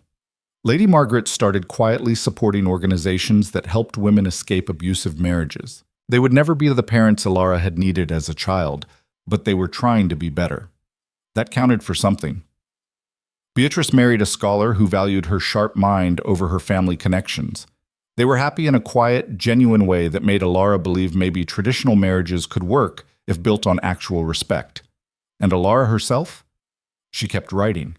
Essay after essay, each one pushing boundaries, questioning assumptions, making people uncomfortable. She used her position as Duchess not for social climbing but for influence, funding educational programs for women, supporting legal reforms, creating scholarships for students who couldn't afford university. The Duke ran his business empire with her as a full partner. They fought constantly about strategies and decisions, their arguments legendary among their staff. But they also built something remarkable together, a network of ethical businesses that proved profit and integrity didn't have to be mutually exclusive. Their marriage was nothing like society expected. They argued publicly. They challenged each other constantly. They had separate studies because trying to share workspace led to too many shouting matches about philosophy. They were honest about their flaws and struggles instead of pretending to be perfect. And they were happy. Not in the comfortable, gentle way the world sold as ideal, but in the fierce, complicated way that came from two people who refused to settle for anything less than truth. 5 years after the trials, Alara stood in the Duke's study, their study now, though they still fought about whose books belonged where, and read the latest newspaper coverage of her work. The headline read, "Duchess of Thornbridge proposes radical education reform." The article was predictably split between praise and condemnation, but buried in the middle was a quote from a young woman who'd read Alara's essays. "She made me believe my thoughts mattered, that being invisible was a choice, not a sentence." Alara read that line 3 times, something cracking open in her chest. "You're crying," the Duke observed from his desk. "I'm not." "You absolutely are." He crossed the room, gently wiping tears she hadn't realized were falling. "Good news or bad?" "Someone said I made them feel like they mattered." Her voice broke. "Like being invisible was a choice." "It is a choice." He pulled her into his arms. "You proved that. You keep proving it." Alara buried her face in his shoulder, breathing in cedar and ink and everything familiar. "I spent so long thinking I was worthless, that being overlooked was just the natural order of things. And now? Now I think maybe the whole natural order was wrong. And I helped break it." She pulled back, looking up at him. "We helped break it." "We did indeed." He smiled, that genuine smile that still made her stomach flip. "Want to keep going? See what else we can break?" "Obviously." Alara reached up, pulled him down for a kiss that tasted like defiance and hope. "Let's burn it all down and build something better." "That's my Duchess." "I'm not your anything. I'm my own person who happens to be married to you." "Noted and appreciated." He kissed her again, slower this time. "Want to argue about property law after this?" "Always." They would spend the next 30 years like that, fighting and building, challenging and changing, refusing to accept that power and truth and love had to look any particular way. They weren't perfect. Their marriage had rough edges and hard moments, and days when they could barely stand each other. But they were real, and they were seen. And in the end, that mattered more than perfection ever could. Alara Whitcomb, the overlooked daughter who became the impossible Duchess, proved that visibility wasn't something you waited to be granted. It was something you claimed, loudly, fiercely, unapologetically, and once you claimed it, you could never be invisible again. The world tried, of course, tried to dismiss her, diminish her, force her back into smallness. But Alara had learned something crucial in those brutal months of testimony and trials and transformation. Power didn't belong to the loudest or the prettiest or the most connected. It belonged to those brave enough to tell the truth when everyone else was pretending. She'd been invisible for 23 years. She spent the rest of her life making sure no one else had to be. And that was enough. More than enough. It was everything.